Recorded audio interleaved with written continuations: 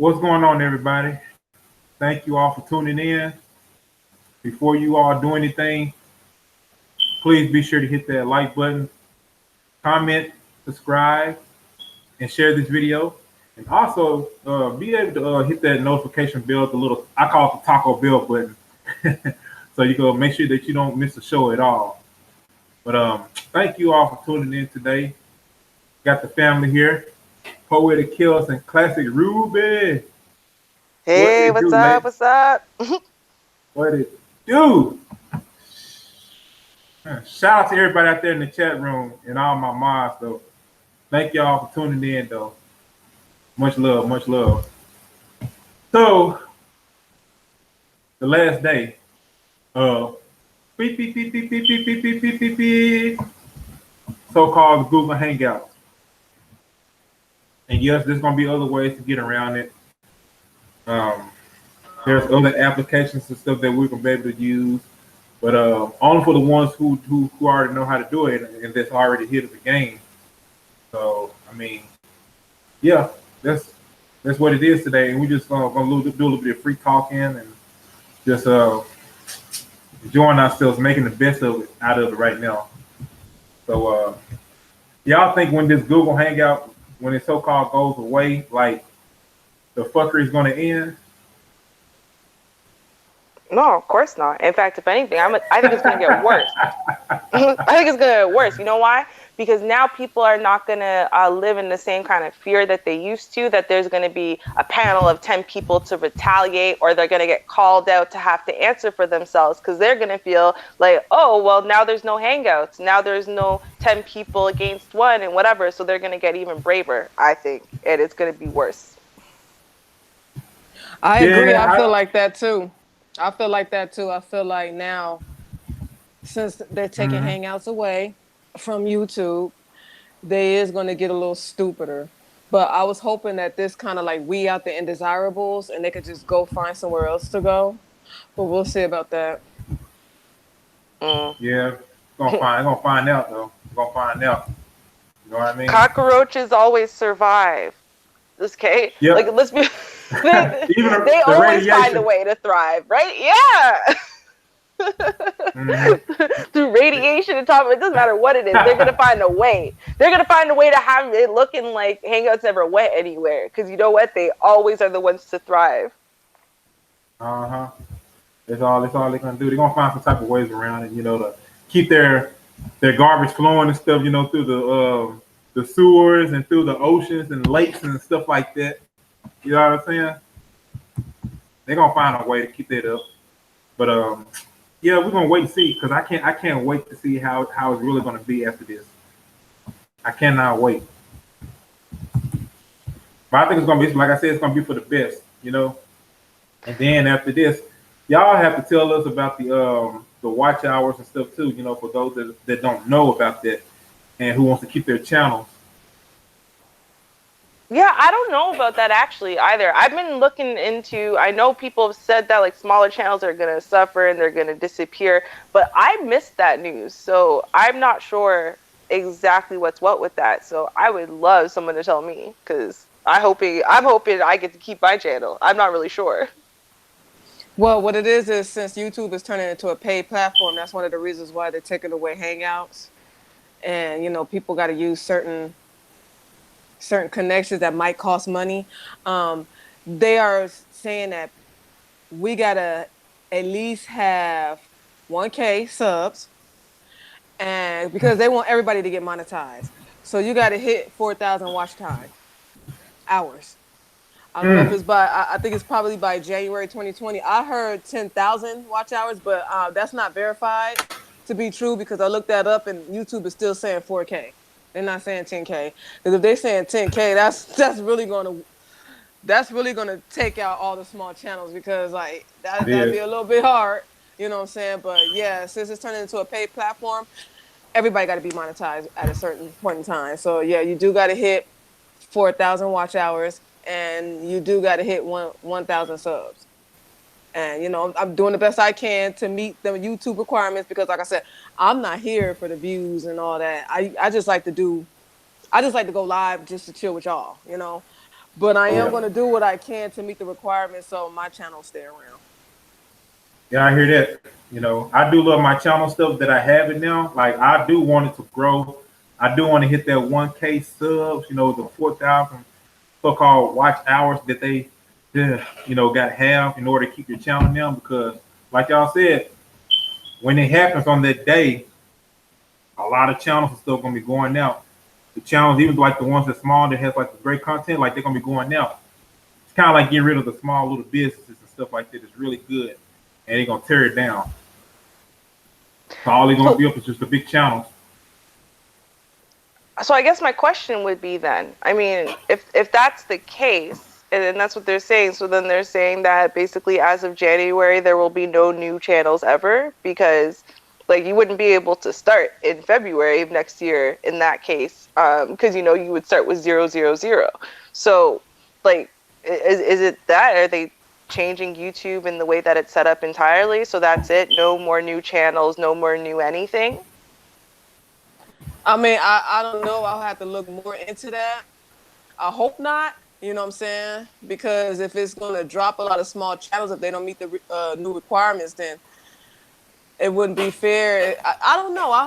Rubes, I'll have to look into that. I just think that probably applies to the current channels Hmm. that, that's in effect. I hope it doesn't stop any new channels for trying to come up for people that wants to start their channel. Maybe if they do start their channel, let's say February, maybe they'll have a certain amount of time to get their watch hours and their 1K.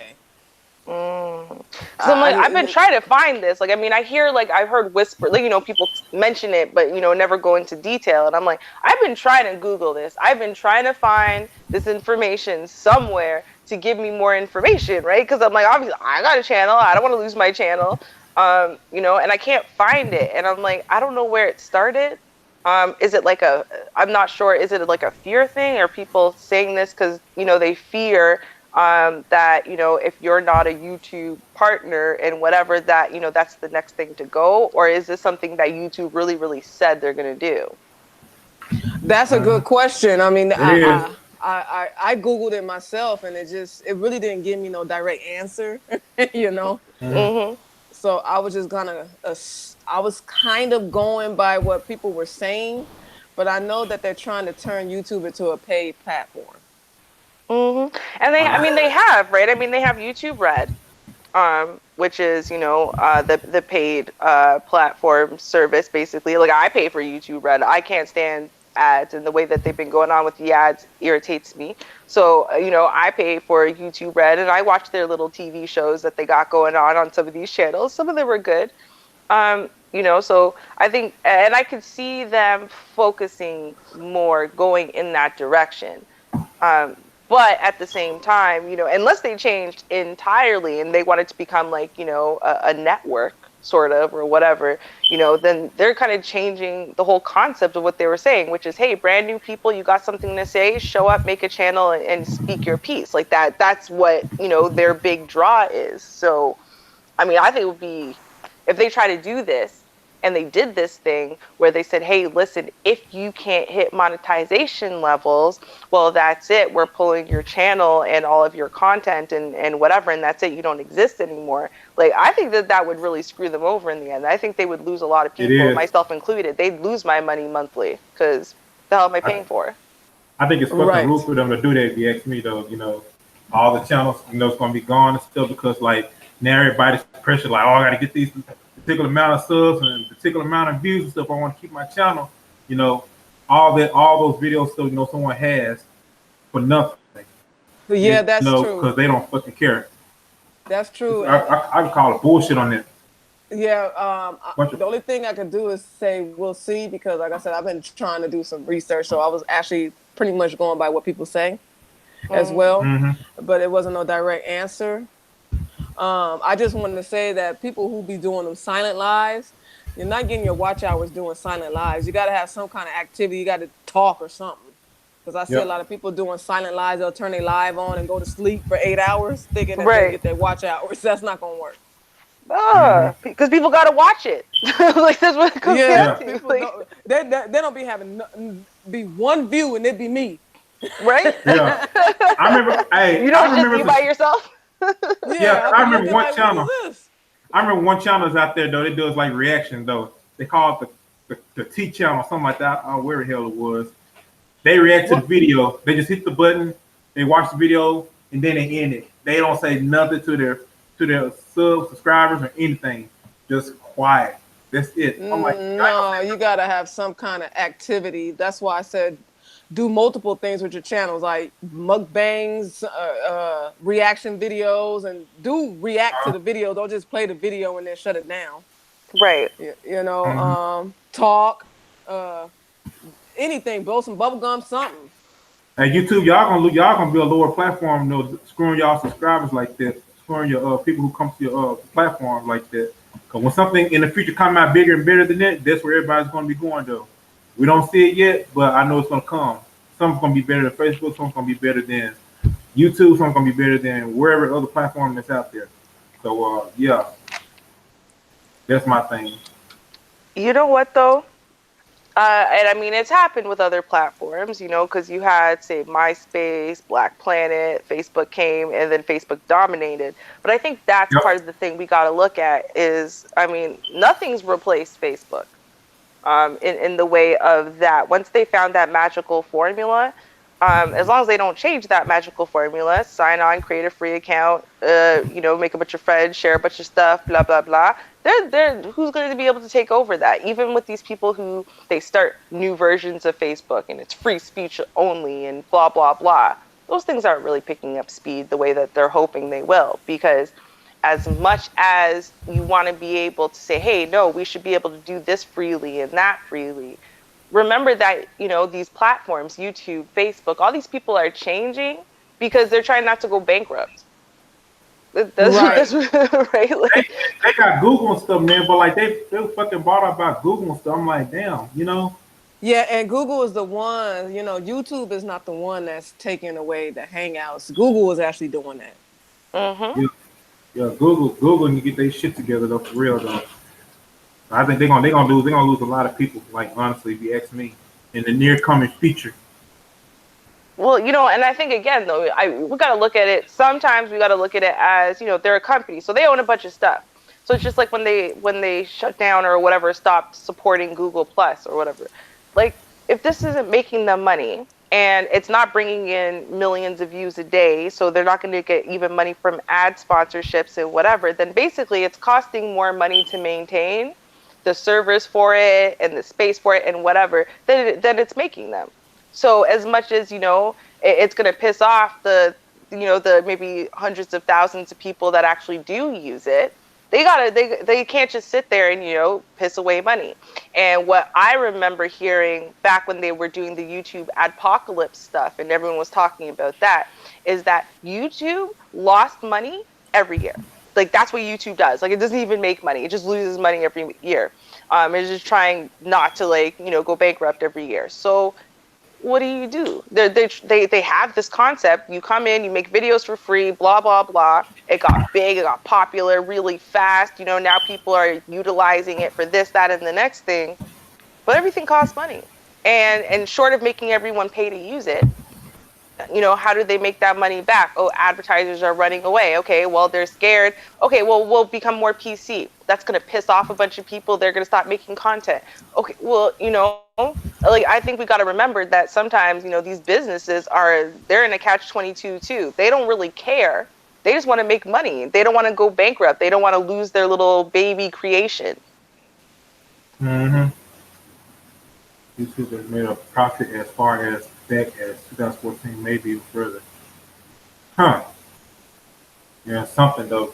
But yeah, I mean, I can't wait to see like what they're really going to do and what they're trying to push forward to. Like, what's their goal of doing all of this? What's their end game? Becoming a paid platform. Yeah, yeah, pretty much that's all it is. And people, they say a lot of people love free shit. We love free shit, and I think they're gonna push a lot of people away. From this using these platforms. Like, damn, have to be watching outside the window. My channel's gone. Like they just came and just robbed everything that you created.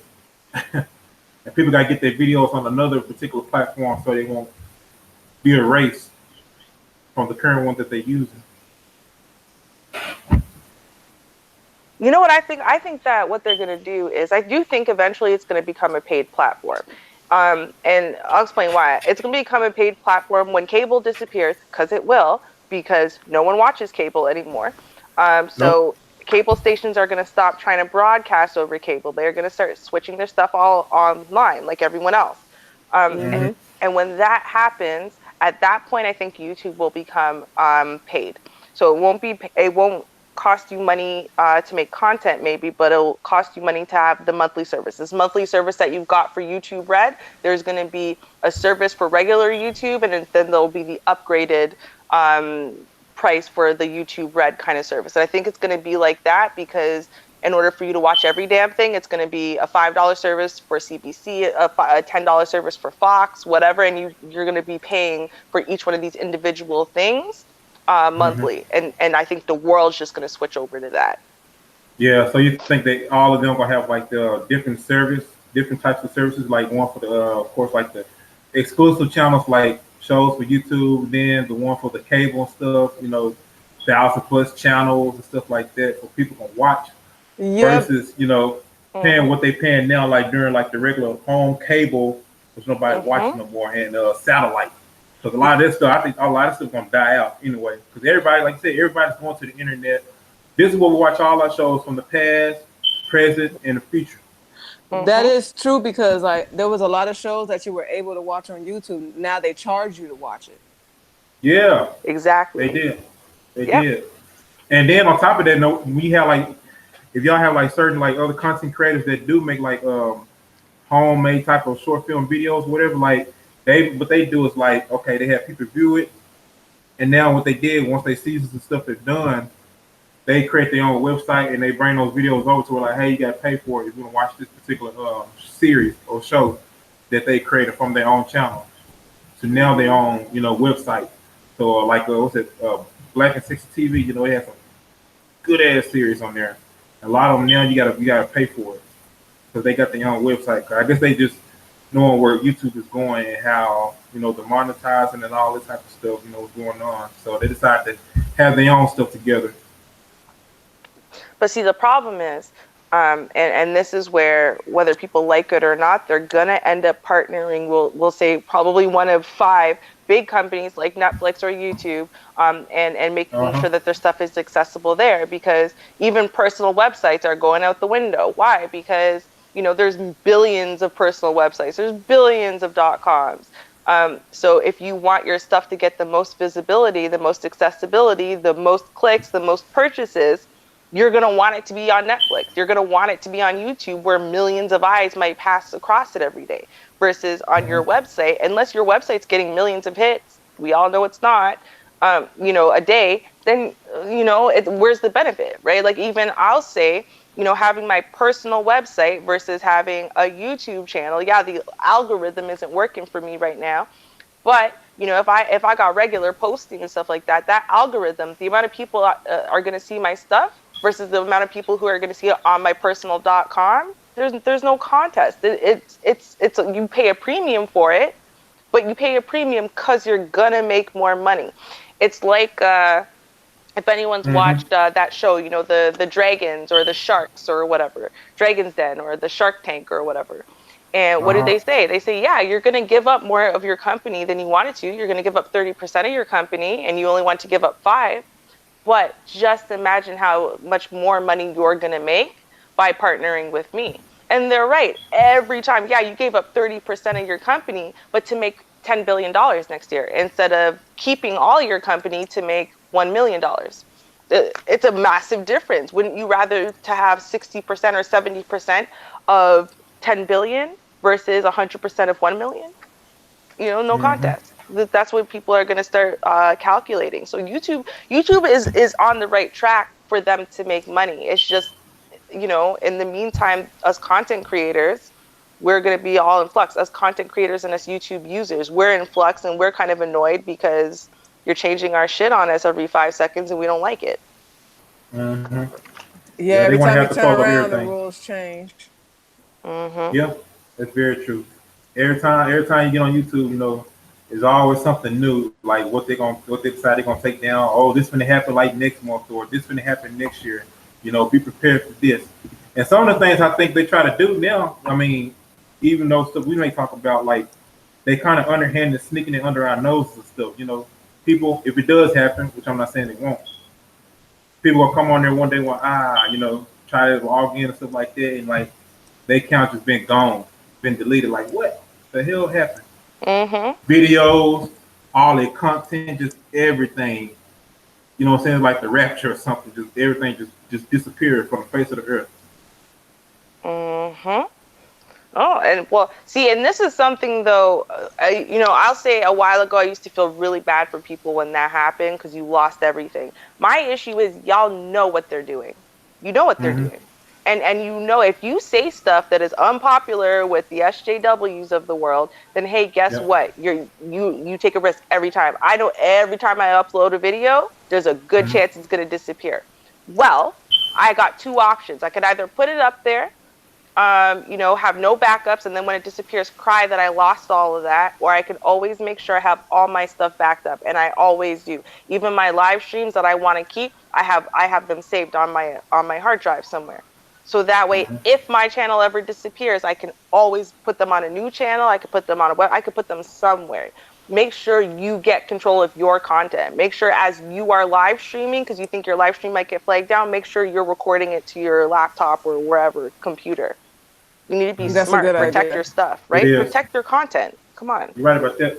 You're right about that though. Yeah, I like to have my other have like a website, whatever. Just have my videos and stuff on. That's what I think that's where it started. At. I mean, people they make like strict content for like adults only, and like what they do after that live stream, whatever it finished, whatever it be so good, they transfer it to Patreon, which is what they're doing with it.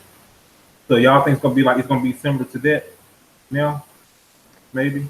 Well, I mean, it could be. My issue is, and this is something YouTube's going to have to recognize, is that what people like about things like Patreon, for example, or even Minds, some of these other things, is you can make your content paid, like paid memberships and whatever. You could do that whether you have 0 people or a million, right? You walk Uh-huh. on, and as a content creator, you put a value on your own stuff, and it's up to you to live up to that value or not. So if you want to overvalue your product when you have 0 subscribers and no one ever signs on, well, that's on you.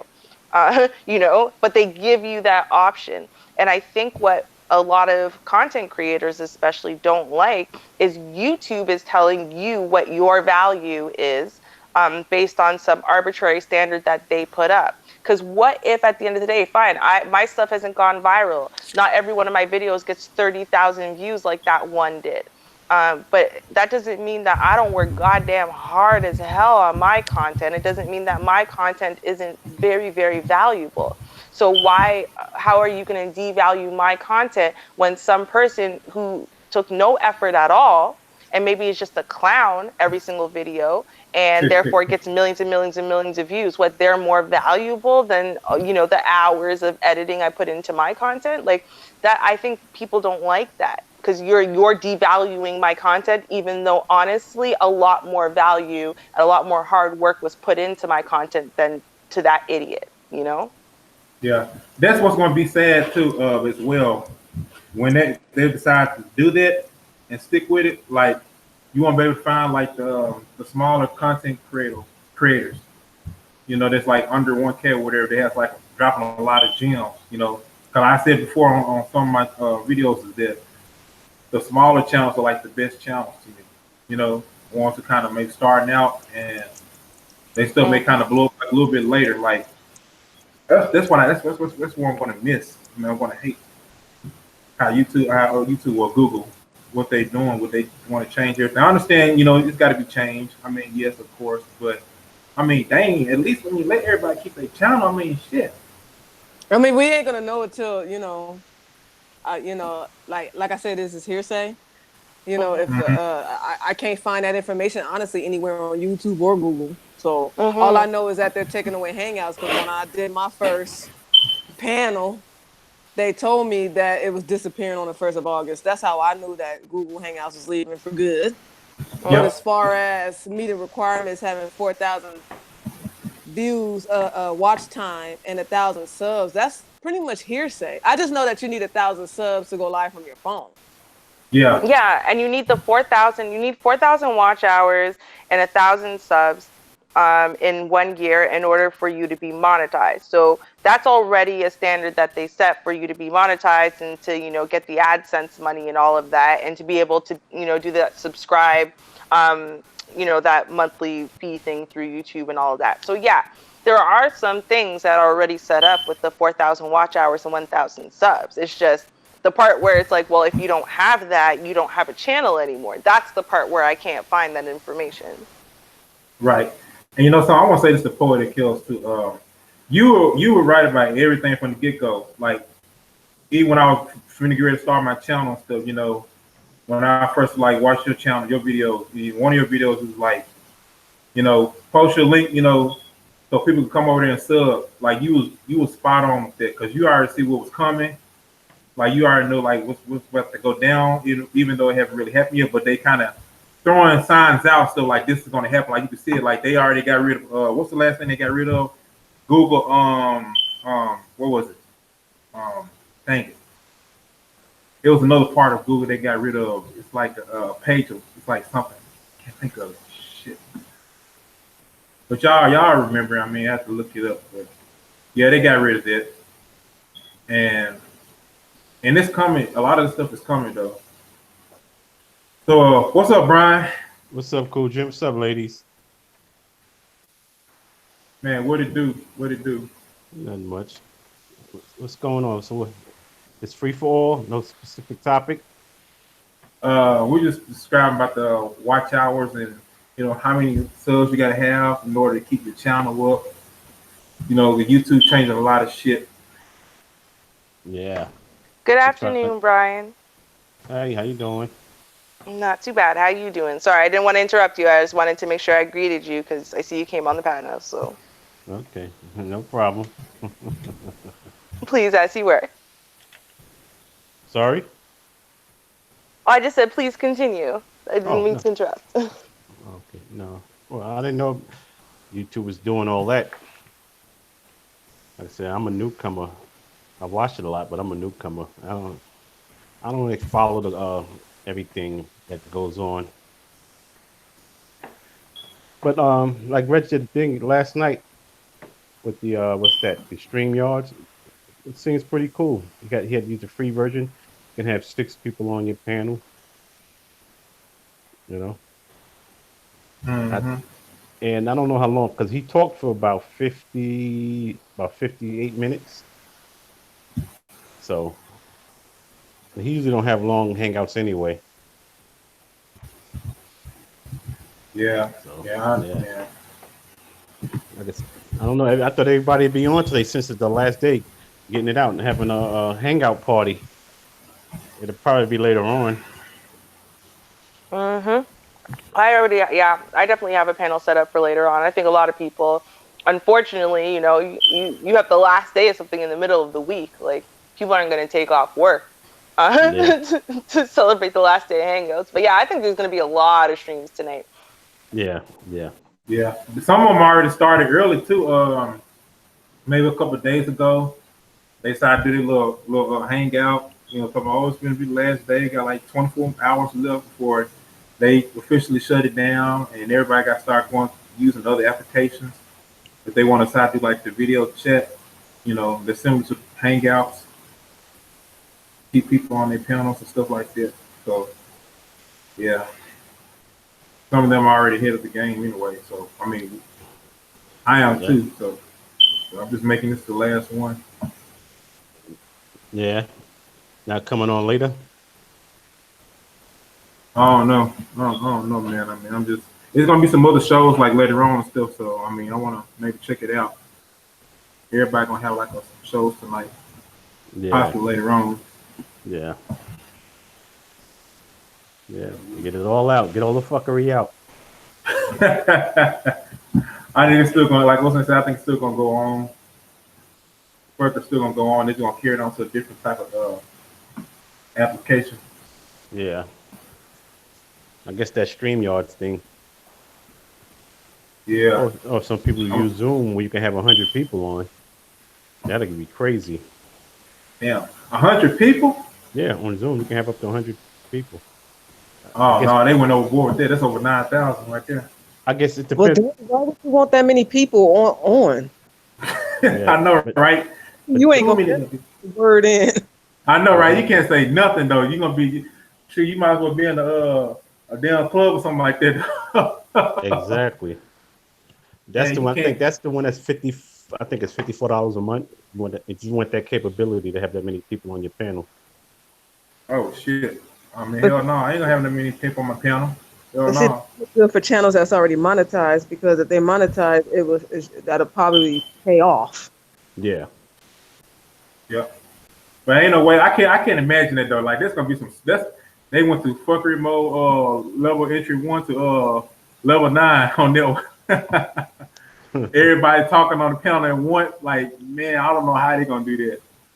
It's gonna be overboard. It's gonna be overboard, dude. yeah. Everybody try to get their chance to say something, but nobody can really say nothing. Nope. I mean, you already can't say nothing with 10 people on a panel, let alone 100. That's way Yeah, beyond Call of Duty right there. yeah. I Especially swear. with certain people, you won't be able to talk. I ain't Yeah, gonna 'cause be, you ain't gonna be able to get a word in. now you to Hell talk. no. They want to hurry up and say what they got to say. And as soon as you speak, hold on, I got one I more know, thing. right? Like trying to get a bus stop or something. They're like, hey, hold up, Mm-hmm. hold the hell up. Man, I want to say something. Though. I ain't got no to say this whole goddamn time. And then I think someone channel, I don't know, red channel. I said, shit, I want to say something though, boy. You know, I ain't last on here long. Like, we should say something. Well, guess what? Yeah, I ain't gonna come back though now. I yeah. couldn't get a good word in there. I have something good to say, but man, about the particular topic, I was like, damn, I can't say nothing. I said, fuck this shit. I'm doing it on my own platform. Because I That's seen why you. That happened. You did it twice. You was trying to get a word in, and nobody everybody was try letting you to, talk. yep, everybody trying to, man, stand P. Yeah, and you just left. I was like, damn, where you go? Man, I bounced, bro. I fucking bounced, dude, like a ball on the court. I ain't gonna have nothing to do with that after that. I just sit back and just watch from the background. Yeah. Yep. Yep. They say they're gonna miss the fuckery though, but we're gonna see. Now, Gonna find out. like with that StreamYard thing, you can have people on your panel, 6 people. It's gonna be some more fuckery. Yeah. Mm-hmm. I can't wait to. I said I used it though, but I think it's paid too. I haven't really looked into it, but I do have an account on there, Yeah, but so I'm trying to see what most people what they're gonna really use. they're gonna get that free one that Reg had last night. The stream yards or Yeah, the is StreamYards. You can have up to stream six yard. people on them. Yeah, Yeah, because I remember how I first came in contact with it was through, I seen BGS and I don't go over there like that, but I seen him using it and people know like 6 people on stuff like that. You just send the link whatever like just test yeah, anybody yeah, want to come and test it out to see like they sound good on or whatever though. So I yeah. think that's the only thing you have to do is pay for like the picture, I believe, for your avatar. Oh, I don't know, That's what I heard, but I don't know. I have to look into it. but I know you But don't yeah, have to have an app. Download an app. You just hit the link and it brings you right in. Just put your name in the box. It brings you yeah, right in. I like it. So I love the setup. It's so simple. It's yeah, very simple. I don't like them apps. When you download stuff, that's where viruses come in at. Uh huh. that is It, so true right there. You keep down Mm-hmm. It's very true. stuff. Next thing you know, you get notified about a virus, and yeah, you're right about that. And then it takes up too much space. You might have to Oh delete. yeah. yeah, You gotta delete everything from your hard drive or something though. Like damn. wipe your phone. Mm-hmm. Oh, I said I use like the Streamlabs to my phone if I decide to go live on it. Yeah, Go live stream on my phone. But that's what I want to do. Yes. And I haven't used no other application. I mean, as far as that and Streamlabs, Zoom, I have to I take a back seat on that one. They can have that one. Yeah, everybody's trying to find their way in. yeah. Yeah, that. I wonder what's gonna be better than YouTube. I see Black Adventure TV. The CEO over there, he's trying to say trying to get like the live stream, whatever set up over there. I don't know if you've seen that or not. If you went over there before. Yeah, I've been over there a few times. I always go over there watch David Carroll. Oh, okay. You seen when they said something about in the about section where like we're trying to add some more things to it I didn't see that. to the I know website. he said yesterday he's going to what he said he was using. I said he incorporated Google Meet or something. Uh-huh. He had mentioned Google that Meet. yesterday. Yeah. Google Meet. And that's another thing too. They said they were talking about bringing like have like change the name from Google Hangouts to Google Meet. Like I've seen that a few times, but I don't know how true it is. Yeah. If it's still, yeah, I thought it. Like I said, I keep asking about what about Google Duo? I seen a commercial for that. Oh yeah, people use it on their phones and stuff. Yeah, it's better on the phone. Mm-hmm. I think it's only one person, whatever, gonna be on, like just face to face. No, she was on the phone, but she was talking to quite a few people in the commercial. Oh, okay, was it like through the phone only, or was it like through like the desktop as well? No, well, I don't know. I'm pretty sure you can use it through the desktop as well. Huh? That's probably got to download that app. Yeah, I had deleted it. I may download it again. I don't know. Yeah, like I said, I'm just focused on. I'm trying to keep my channel up. You know, that's why I tell everybody that's watching this video. I mean, you love great content like this. You know, that's why I mean what I say. You know, like this, share this, and yes, I'm trying to learn some more things about my channel as well. I mean, with the YouTube guidelines and things like that, where they try to put under our nose what we don't know about. So and share the video, subscribe to it, because I do want this great content to stay up. Some of our channels for those who do put up great content. Yeah. I do want them to, go long and stuff like that, have a lot of longevity to it. But like I said, all these big platforms though, man, it's that's on top. Like they ain't gotta worry about nothing really. I mean, but they already got their stuff monetized. They ain't gotta worry about none of that. They get paid for it. Sit around and talk about whatever they want to talk about and make videos and all that type of stuff. Yep. But Yeah. That's all the changes that's coming on down to Google. Are they going to change, I guess, monetization requirements and all that? That's a good question though. I'm not sure about that. I don't know if classic or poetic heard anything about that. I don't know. That's the only thing I heard about, is just like the watch hours and things like that, and Google Hangouts being taken away. Those are like the only few things I heard about it. Sorry, I heard about what? Describe that again, Brian. What you said? Are the Google Hangout, is that the only change that YouTube is doing? So far as I know. Yeah, so far the only change that I know for sure that they're doing is getting rid of Hangouts, and that you got to have 1,000 subs in order to go live from your phone. Oh, okay. All that other stuff, all that other stuff is hearsay. I can't verify it because I tried to look on YouTube to see, and there's no information there. And I tried to go on Google to see. There's really not too much information there. So I was kind of just going by hearsay, but I know for sure that you got to have 1,000 subs to go live from your phone, and that they're taking away Hangouts. But they bringing the Hangouts back in September, I heard. I never heard that. The only thing nothing like that. I never heard that either. Yeah. Then if they don't bring it back in September, they're taking it away. Are you talking about September of this year? Yeah, they're supposed to be revamping it or doing something to it. So it's kind of like being out temporarily, and then they like rebranding it, with a different name title, like with new features on it. Yeah, that's what you mean. Or they probably gonna. I guarantee. I guarantee they probably gonna monetize it. You got to pay a certain amount if you want to be on this long or have this many people on the panel. I guarantee you. Mm-hmm. I agree. I agree. I really agree that they're gonna have you start paying the fee to use Hangouts. Yep. Yep. And like I should still hear though, but you all got to pay for it if you want to have like a panel or whatever. Yeah. Who knows the charges? What it's going to be? Maybe $50 or whatever for a month. You never know.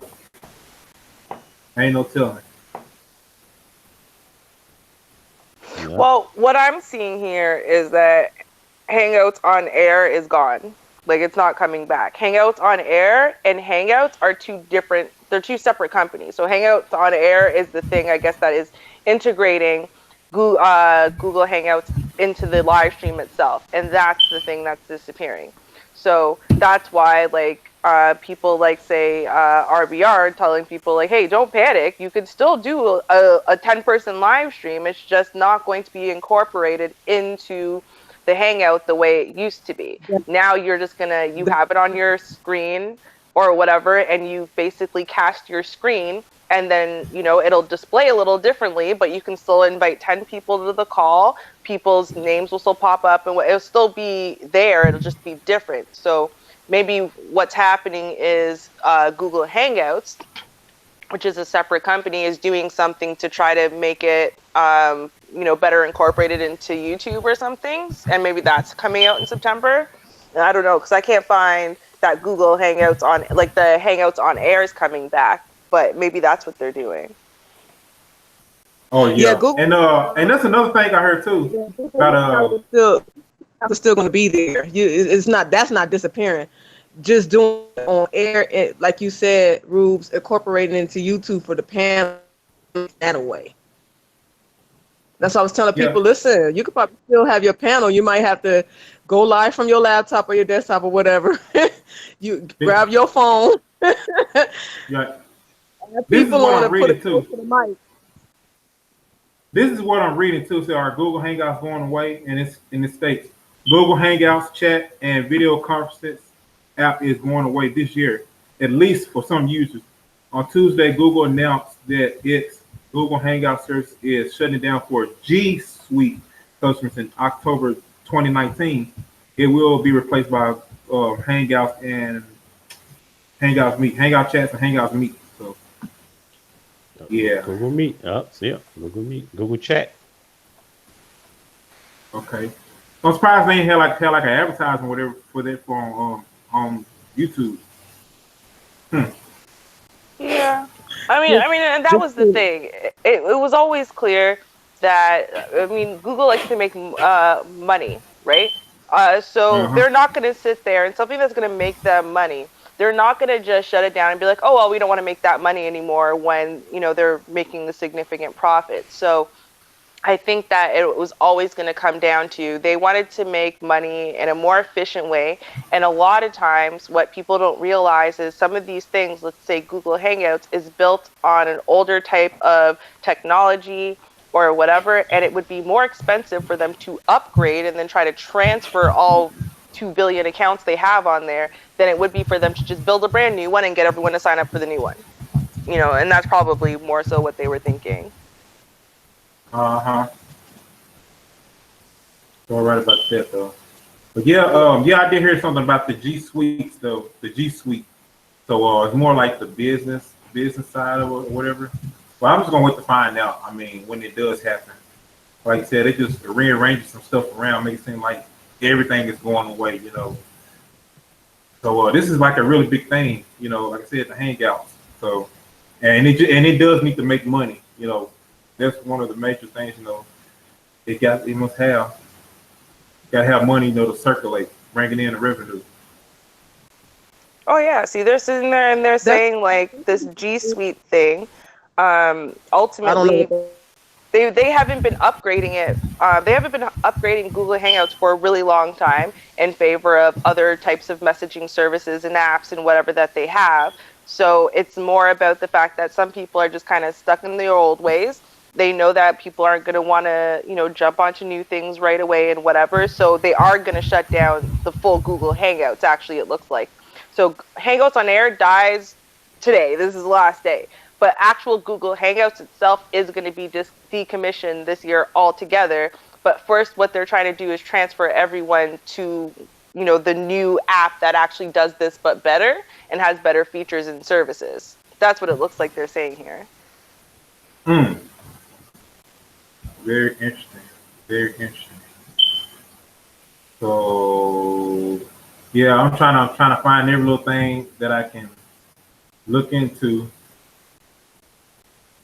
find like details. So you got to research the details stuff because they're not gonna tell you. They're not gonna tell you exactly everything what they're gonna do.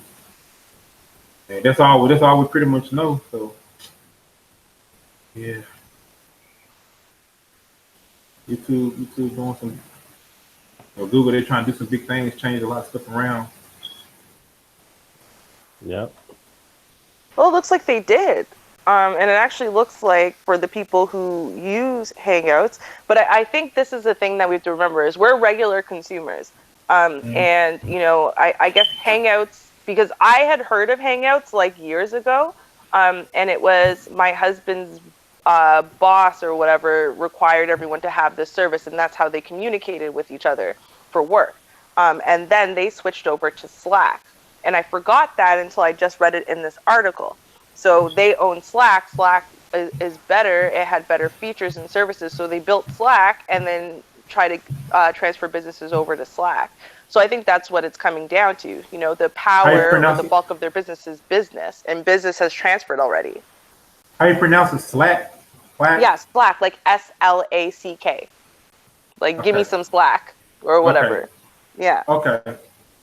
Ooh. I remember. I feel like the symbol is like a hashtag or something, or sort of like it kind of looks like a hashtag. But yeah, so I think that's what it is. It's just like, hey, we've been able to use this as just regular consumers, regular people, and we're having fun with it, and we decided to find a nice casual way to be using this and whatever. But if you think about it, no one uses Hangouts. Like, we don't really use Hangouts to talk to each other or message each other much or whatever. We would probably favor using one of the other ways of messaging your friends and family and whatever. We mostly use Hangouts just for streams. So if that's the only, and a lot of people didn't even know what the hell Hangouts were until they came here and they needed it to do streaming. So, when you think about it, it's like, okay, well, if that's the only purpose of this thing and no one's using it for anything else, probably is kind of a waste of money for them to keep supporting it. Yeah. This is only that has been discontinued. Is only affecting certain people because there's content creators who wasn't even using Hangouts. Period.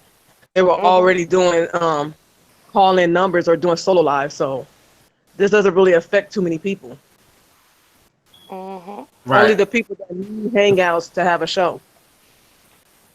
Right. That's very true. Some of them are already using like the Skype, blog talk, which shit, I don't use that. But just other types of applications, stuff like that to help keep their show going, talking with their fans and stuff over the phone, while doing like the show, the live shows. So yeah, it's something like good to do. Help keep the channel going, supposedly.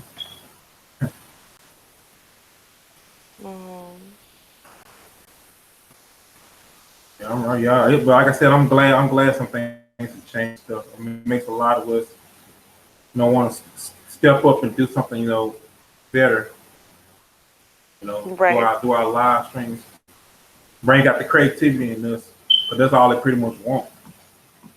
Well, I mean, there's no the need thing. About it. You just gotta adapt to change. That's all. A lot of people need to realize though, like there was this kind of built-in way you click on this button in YouTube and yay, you can live stream and whatever, but there was always several ways to live stream. It was never like, oh, well, everyone's just using Hangouts to live stream. Not everyone is. And from the bat, even people who are doing group calls, not everyone's using Google Hangouts to do them. So, I mean, there was always other ways, and there still are other ways that you can live stream. You can have several people there talking and whatever. It's just about, hey, how much do you actually care, and how much effort are you willing to put in to find that extra way come tomorrow? Mm-hmm. So whenever y'all like go to y'all analytics, that is true. So when y'all go to y'all analytics, like, does it really tell you like of course the views, but does it really equal the watch time, stuff like that? Yeah. Yeah, it tells you the watch minutes. It don't give you the watch time hours. I'm trying to figure out how to get the watch time hours. I only could get the watch time minutes. Yeah, then you just divide by 60. That'll give you the hours. Oh, okay. Okay. Yeah. So what I did, like, so like, and you can do what your watch time is for each individual video. But if you go into, there's like an app. Oh, what the heck is this app called? It's the YouTube Creator Studio app on your phone, and you can get that. And so you got it right there on your phone, and you can go in and look at your analytics and see your watch time overall for like the lifetime of your channel in the past year, in the past month. So you can just look at the whole channel, not just individual videos too and everything. So Speaking of that, I remember sliding through RBR's video. I think he was saying something about that. I don't know if you was on there. He did a video about that, I believe. What you were saying, like, look at all your watch time and hours and stuff like that throughout the whole time being on YouTube, since from beginning to present. mhm. So I can't think of the name of that website. It's on one of his live streams he did. Oh, okay. Well, I yeah, I can mean, this is something that a lot of content creators, because a lot of people jump in and, they just start live streaming and whatever, and they don't really know that there's a bunch of tools at your disposal for you to do a lot of things online, for you to figure out the trends, for you to figure out the analytics of what's going on, to figure out, hey, are people clicking on certain things? How long are they watching your videos for? And what part of your videos, because there are some places, for example, you will see in videos, people will skip through and start watching from midway through even. And you're like, huh, how come it's so big in the middle, but low here at minute 3 or whatever? And then you could go back to minute 3 and see, hey, what was I doing? Oh, they don't like when I do this. Okay, well, I'll stop doing that then. Right. So, YouTube does actually give you a lot of information, either in the YouTube Creator Studio app, but definitely if you go online on your computer or laptop and you pull up Creator Studio, I personally like the regular version, not the new beta version, but whatever. There's a whole bunch of tools there for you to be able to analyze um, like everything. You could even analyze like as far as like how effective your tags are, what tags are bringing people in. So, you might get 700 views for this one video and whatever. Okay, what tags did you use? Or what did people search for that brought them to this video to begin with? So you can see all that information and use that information for you to, when you're going to make new content in the future. Mm-hmm. I think that like the hashtags like really help out a whole lot. Whenever you about to put up a show, whatever, people can find your channel. Oh, okay, I never heard of this person's channel. Let me click on it. Kind of bring them in. Mm. Well, not so much like, I don't know, like hashtags in the titles and stuff, but I mean like in the tag section, when you're gonna go and you edit a video and you have you can put in your description and all that stuff. Really, when it comes to people searching for your videos, the one thing it's looking for, it's not looking for your titles, it's not looking for anything else. It's looking for the tags that you put in to tag your individual video. So if you did not tag your video with your channel's name, for example, so your full name, CoolGen87 or whatever, then when people search your name, your videos aren't going to come up because you didn't put a tag on that.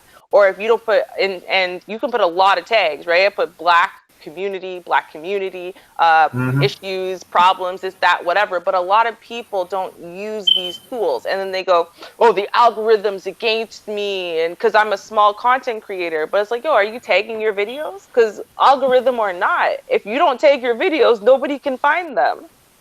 Mm-hmm. That's very true right there. I do agree with you on that.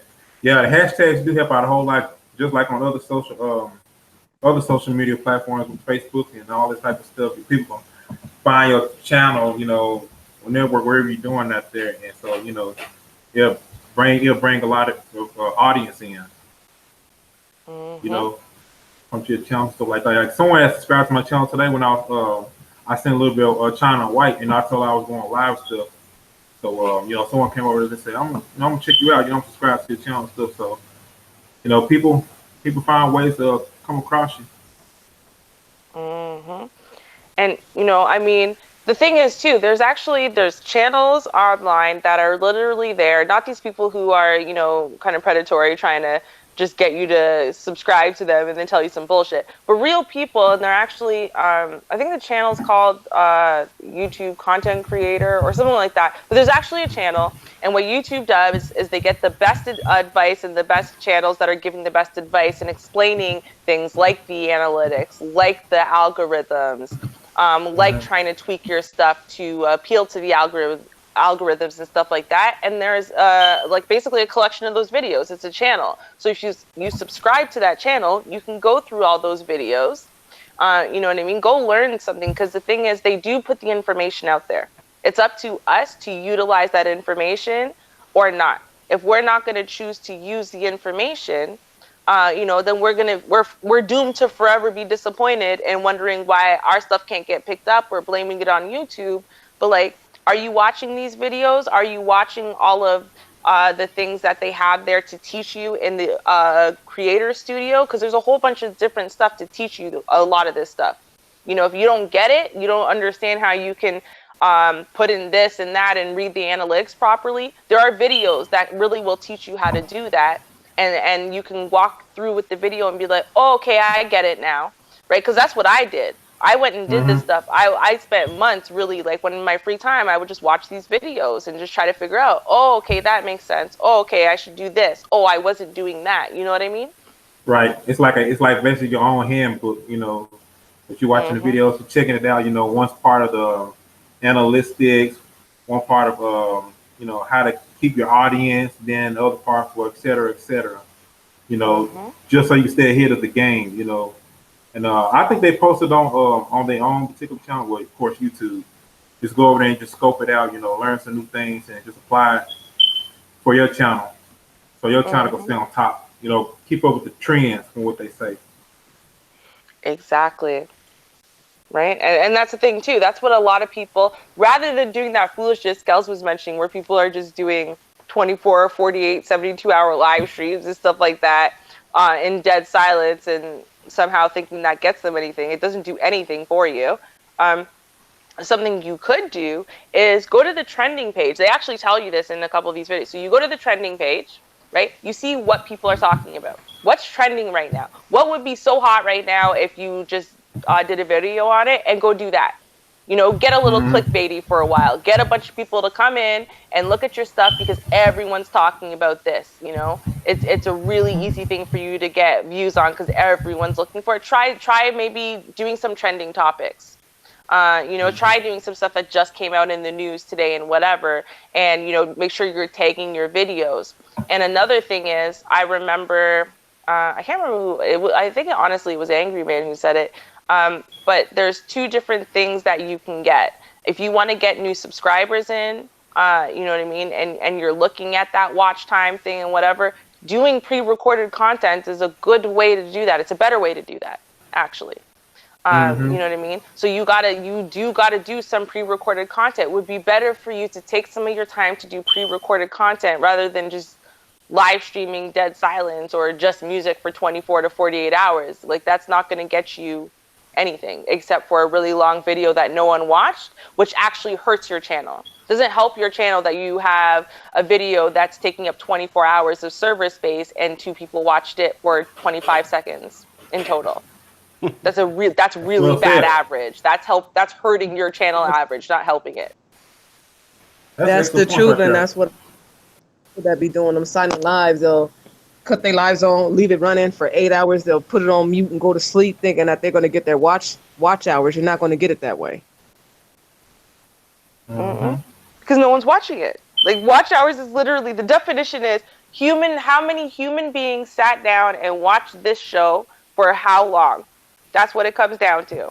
So even if you get, and this is something I learned, right? So you can get 10,000 people to watch your video today, but each one of them only watches it for 2 seconds. Then that's only 2 seconds times 10,000 people. That's not a lot of watch time. As you have to remember, you want 10,000 people to come in, yes, but you want them to stay and watch. At least for a minute each, so you can get 10,000 minutes. But you know what I mean? The longer you can keep people engaged, actually watching, even if you don't get as many views, right? You want people to actively watch. And trust me, no one's sitting there to come and dominate their YouTube watching your dead air. No one cares. Yeah, yeah, you're right about that though. You know, people stay on for a couple seconds. They stay on for a couple Yeah, it's like seconds though, stay with the channel, and then they just like how disappear. how is that effective leaving your live running when there's only 2 people watching? They just think that Mm-hmm. leaving your live will get you watchers. And I'm saying that you doing silent live is not going to be Hold your on, watch Kels, you're hours. breaking up, honey. Breaking up. Uh-oh. Say that again if you can, Kel. Just working in and out.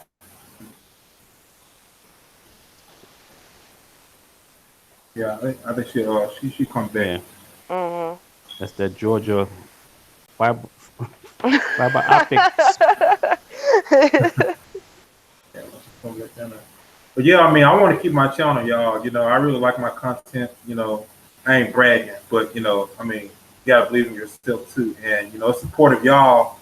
This is supportive, you know, that you all, you know, here on the panel in the chat room that they can really help push it. You know, sharing the video and stuff like that. That's why every content creator got to start off, you know, with that little introduction. You know, like, comment, share, subscribe, share the video and stuff, which is important because it's like keeping the production going. You know what I mean?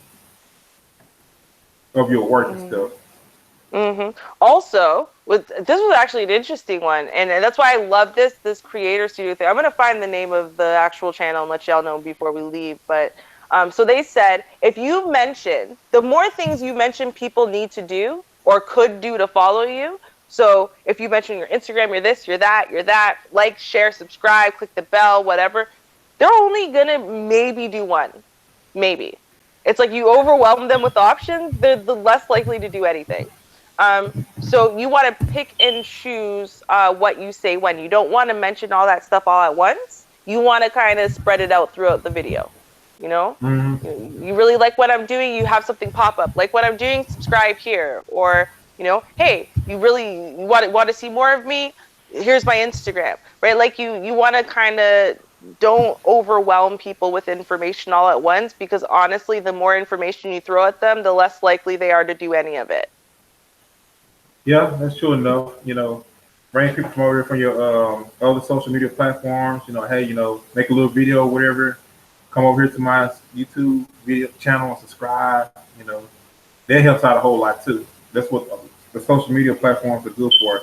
And then, like someone was telling me too, China White was telling me about having like interviews and stuff like that. With other big certain content creators, so people kind of know who you are and come over there and subscribe to your channel. So I say O'Shea and all them, they do videos like that. They interview a lot of people. Yeah. Mm-hmm. Promoting and helping one. That's what they say, promote, and help one another. But yeah, we got some bad, of course we got some knuckleheads, they don't want to see nobody's channel go nowhere, even though they got all the subs and shit like that.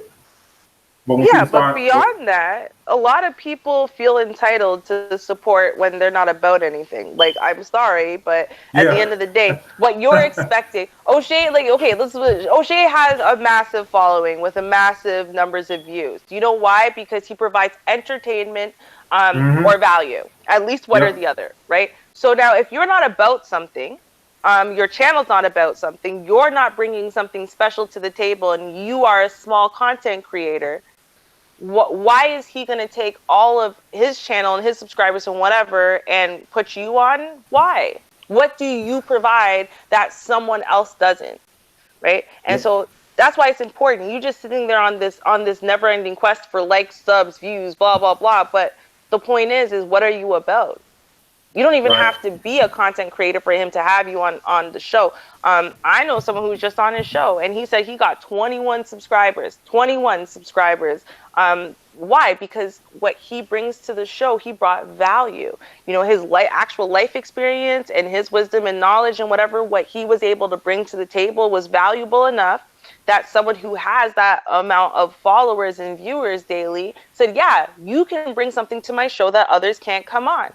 Come on, right? And or and I hear this a lot. Well, people will complain. Oh, they think they're too big now, and I'm small and whatever. Are you sure it's that you're small, or is it just that all you do is go on there and clout chase and subscriber chase and viewer chase? And well, if that's all Yeah, you're doing, you kind of forgot that you need content. yeah, you're 100% right about that. It could be whatever. Something that you love doing, stuff maybe your daily life. You decide you want to post. TikTok. Gaming, whatever it does. Um, and you can have an interview over there. Someone like, hey, can you interview me?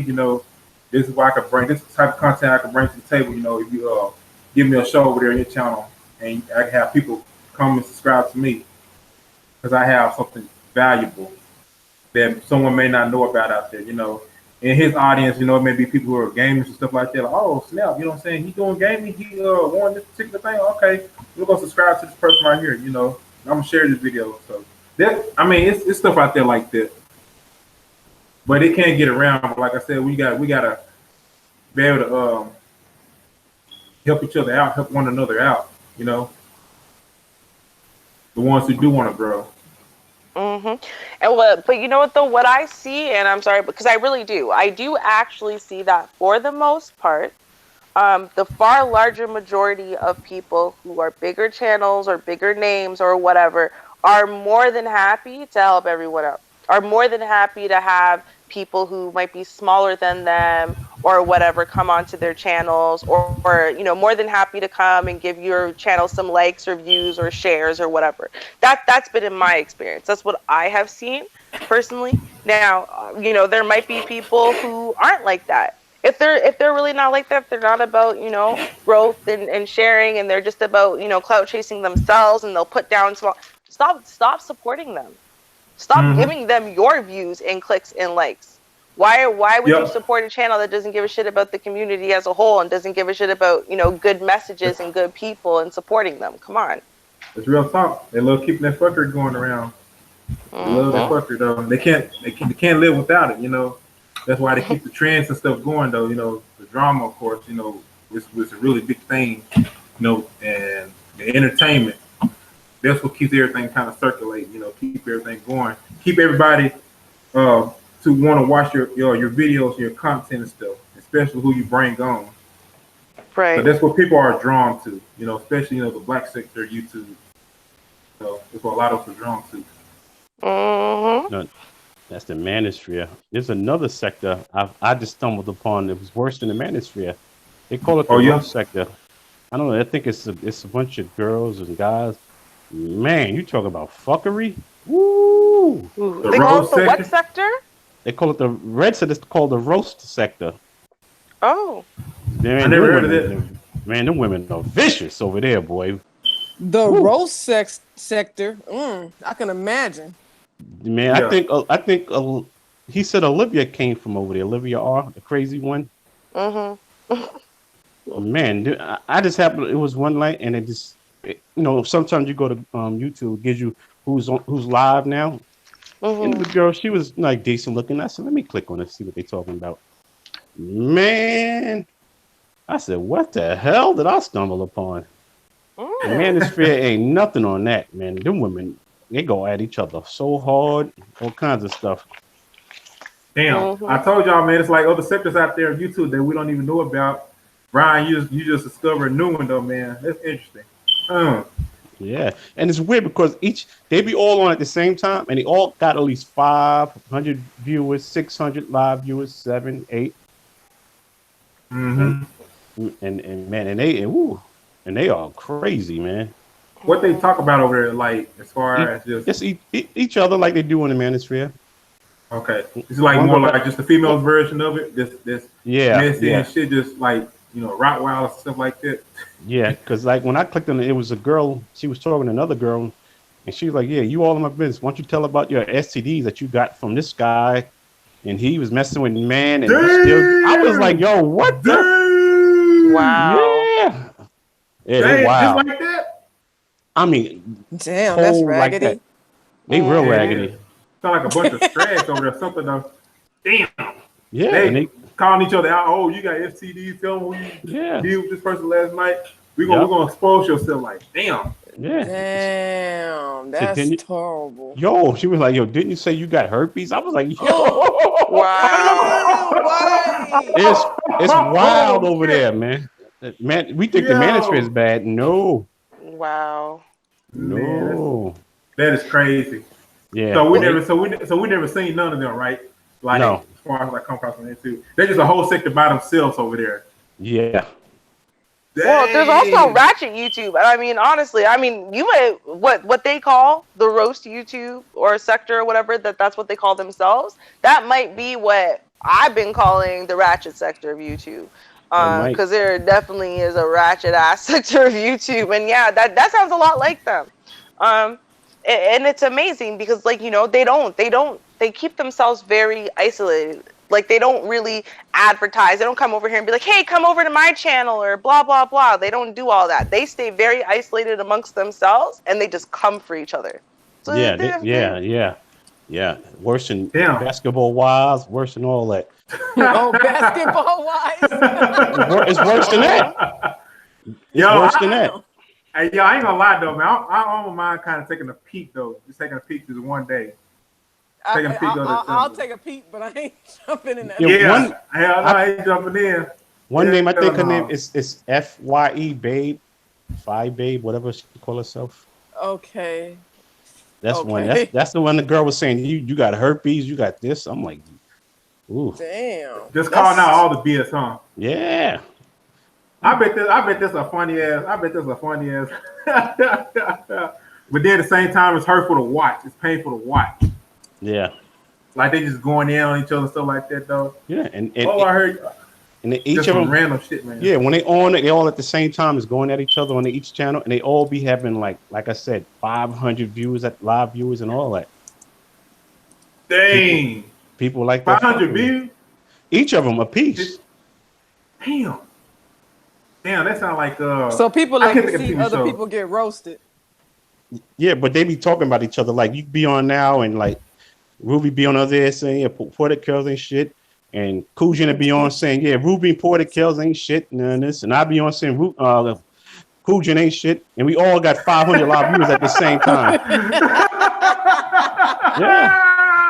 Yeah, that sounds about right. Yo, that sounds like some shit that come off of ETM or something, though. Like, I don't know, some wild nut shit. Like the dark version of it. Yo, I'm intrigued. I'm very intrigued now, y'all. I'm so intrigued. It's no joke over there.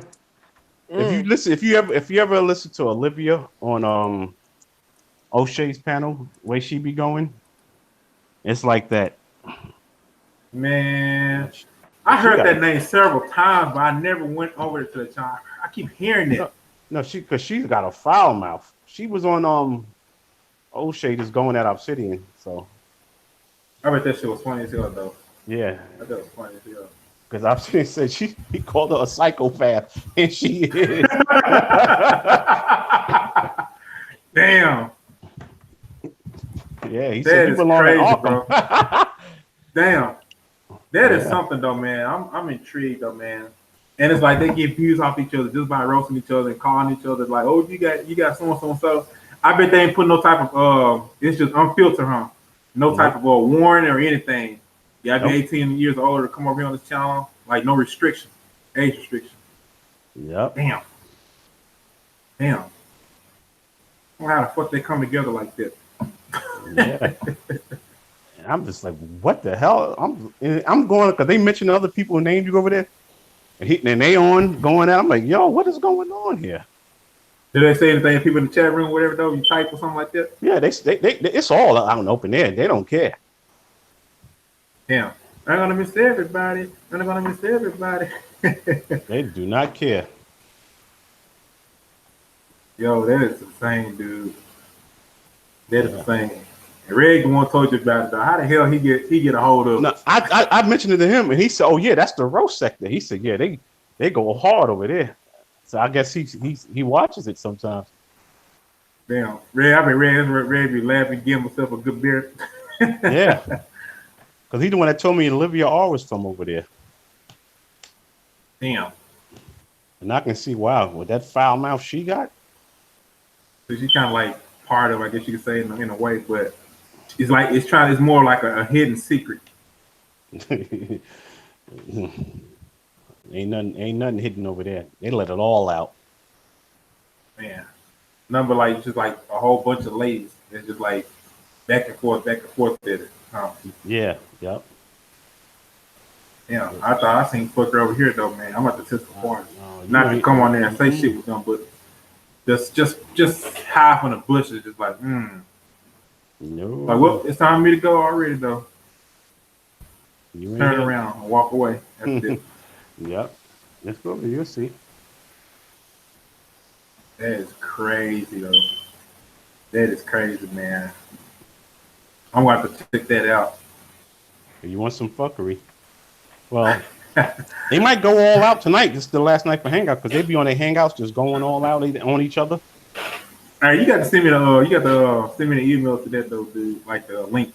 I don't have the Email it link, to but me. I'm gonna give the one that I found. Her name. Let me see. Just send it to me. Behind the scenes.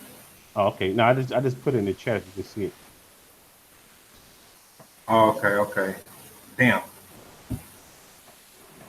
That's crazy, bro. Yeah. Crazy. One young girl, she was going at Olivia all calling all kind of fat bees and crazy bees. And you ain't have a ding-a-ling in so long. I'm like, woo. If you're a Christian, man. don't go over there. But that was crazy because one guy they was going at was a Christian. He was. He claimed to be a pastor. You fake pastor. You are homo. Oh, I was like, whoa. Oh, they went in on him too. Oh Yeah. man. He was supposed to be a pastor. He got that. They gave him that work. Oh, yeah. Dang, that's crazy, yo. Talmud Church said they all Christian. I didn't know that. That is crazy, man. Ain't no joke. I'm definitely gonna check that out though, man. I mean, I'm gonna see what that's all about over there. Like I said, not to be involved with all of it, but just stay behind the scenes. Because there's a lot of stuff out there we don't even know about. Yeah. Of course, we're about the dark web and stuff still like we don't go to. Don't deal with that part, but yeah. Man. Yeah. Mm-mm-mm-mm-mm. So, Manosphere is elementary school. Yeah. One big elementary school. Over there, that's the boom boom room over there. Oh, that's the boom boom room. Oh, that's the boom boom That is room. boom boom room. That's the room in the back somewhere. Man. Right in the cul-de-sac. Yep. Little hole in the wall. Yeah. Yeah, that's a little hole in the wall. Yeah. Yep. Shoot, That's, I remember. Yeah, we did that in elementary, roast each other. You know what I'm saying? When we got in high school, we wasn't doing all that. We was too busy trying to impress people. Yep. In high school, but back in elementary and middle school, yeah, we did major roasting. Mm-hmm. Man. Yep. That is something. That is very something though. Yeah, I want to keep this. Yeah, I want to keep this going though. I really want to keep this going, man. Mocha said she's supposed to come over here too though. So that'd be cool. If she find out something like this though, like, yo, Mocha, Brian, she could tell you though. She might. Yeah. She might know about it. You think so? She just might.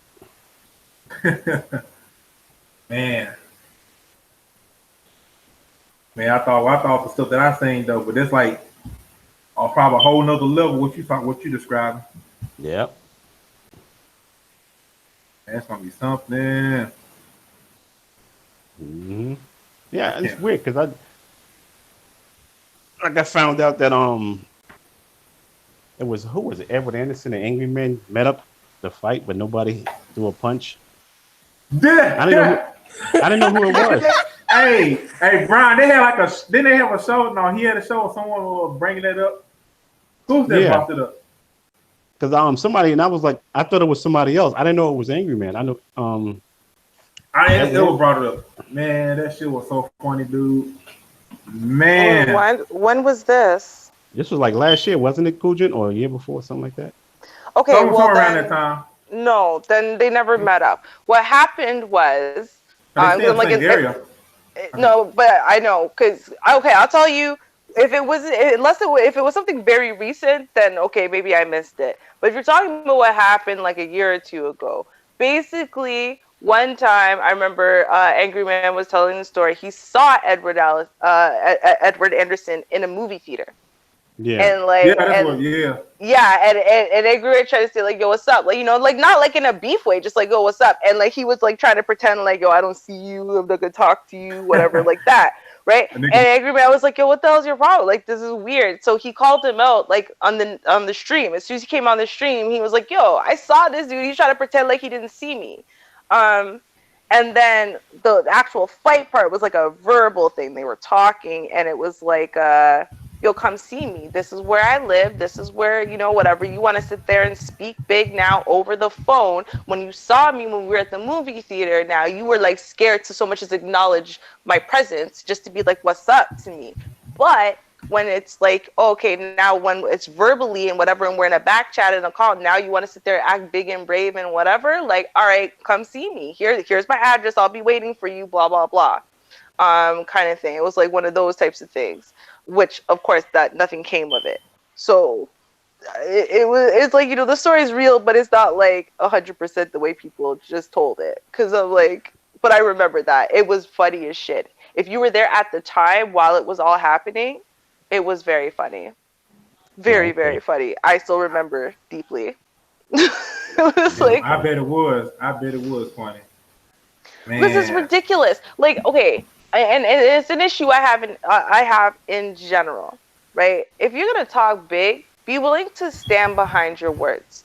That comes to if you are gonna talk big on your streams, you know what I mean, and you want to sit there and talk shit about this one and this one and this one and this one, and then you're terrified right afterwards. What, like you sober up in the morning and you thought about it, so you want to pull it down? Like, nah, stand behind what you said. Don't pretend like you didn't say it or whatever now because you don't want no beef now. You just wanted to run your mouth big when you were on your channel, but hey, the second someone's gonna come, yo, did you say this about me? Nah, bro, we cool, we cool. Like, I see a lot of yeah, that, and I'm like, a lot of I nigga heard, moments though. That's what it yeah. Yeah. is. And then on Yep. top of that, I don't know if y'all hear about some of these things like when people have like particular internet beefs.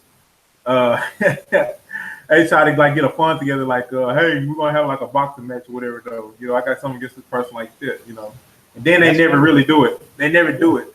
Nope. Mm-mm. Shit just be hilarious. They just do it, put on a show. I said, Yep. I'm gonna watch this shit for free. Yep. When they like, yo, But where you live at? I'm pulling up. I'm gonna give them my old where the projects where I grew up at because it's real like dangerous. And see, we see how bad you are. I'm gonna give them that address. I'm gonna give Yep. them my new address. like, I don't even understand that. It's like when Jap showed up at wherever the hell Tommy was, right? He found out through whoever, oh, Tommy's in my city and I know where he is and whatever, I'm going to show up there. Like, okay, at the end of the day, here's my thing. So if you're going to talk big and start making threats on people's lives and you're lucky you can't find me in person and stuff. All right, I'll pull up then. Pull up because this person's talking big. But if it's just a matter of I disagree with your opinion, like you're going to go risk life in freedom because you don't like someone's Hmm. opinions online. Like, really, Yeah, that's what we're Ruby. doing now?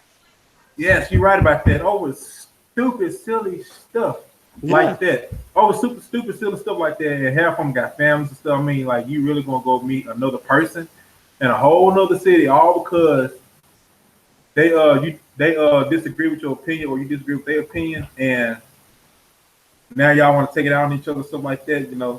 You waste your whole life over that. Like really? Right. Yeah. Your whole life. Dude, there's some kid right now who's 10 years old. I'm going to do this story. There's a kid who's 10 years old right now who now is a criminal because he threw a ball at a kid during playing dodgeball, where the point of that game is to throw balls at people. And he threw a ball at a kid.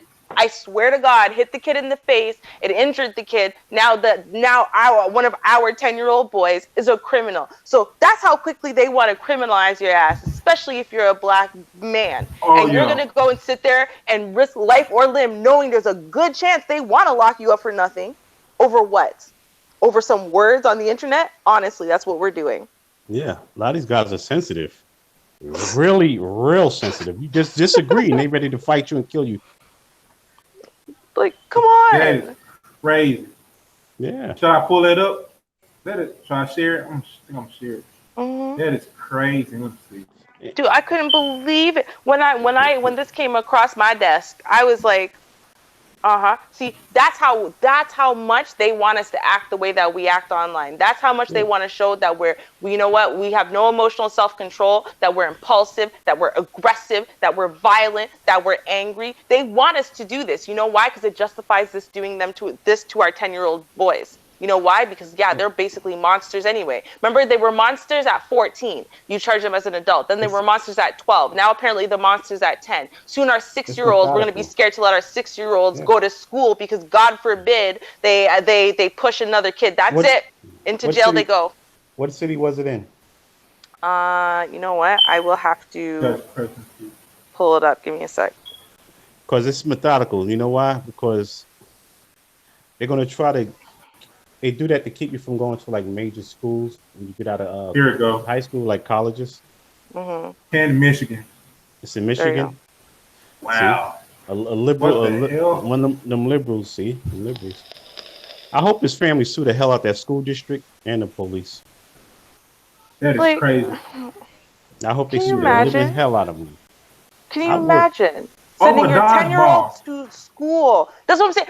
Just sending your 10-year-old to school. Now, if he doesn't participate in school sports, obviously, you know, he's gonna not do well in that class. So he's got to participate. So your kid's gonna participate in because he throws the ball hard and he's trying to hit some kid. And the parent. So the thing is, right. So what this parent is doing is they're going, listen, my kid has some condition where his face is super sensitive.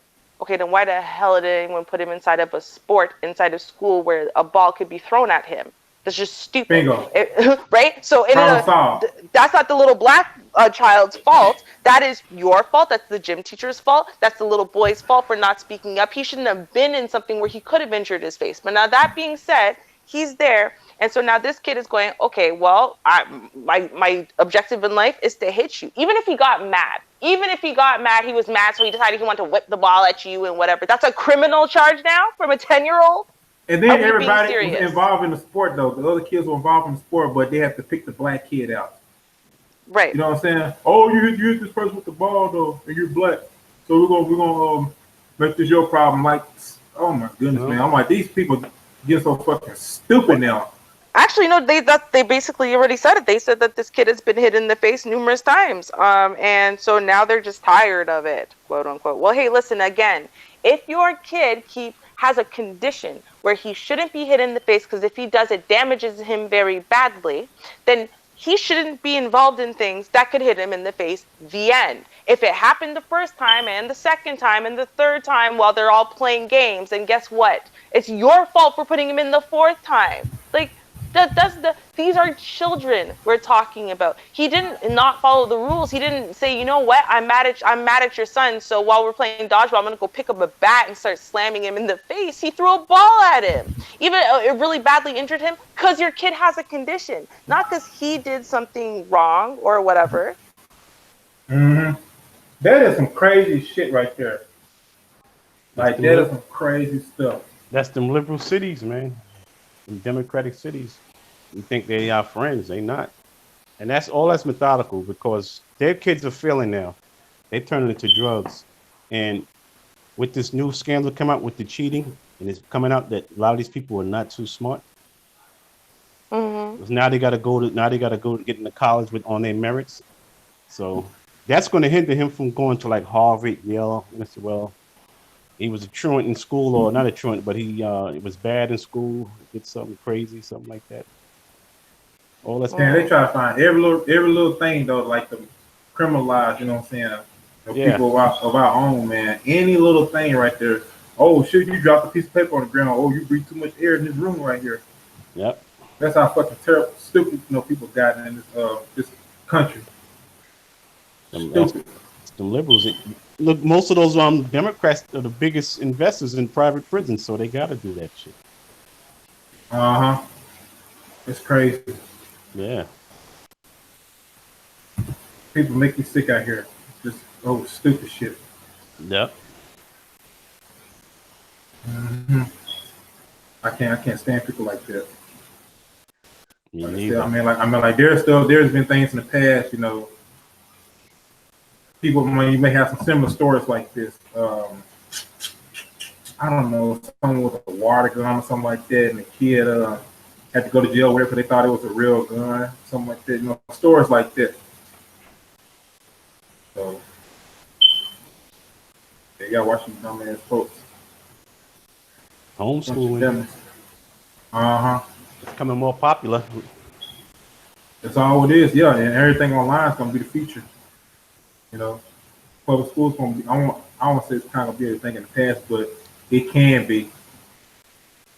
It Oh, can I'll be. tell you, listen, this is what people need to realize, because, like, for example, I was expelled from school so many times, it's crazy. Like, instead of suspending me, or I don't know, God forbid, just getting me in trouble, they would just expel me.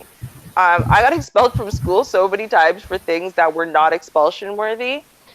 But the thing Hmm. is that if I didn't have parents who knew some shit, and made it a point to not allow teachers to treat me wrong, I would have been expelled in 14, 15, 16, 17. I got expelled a lot.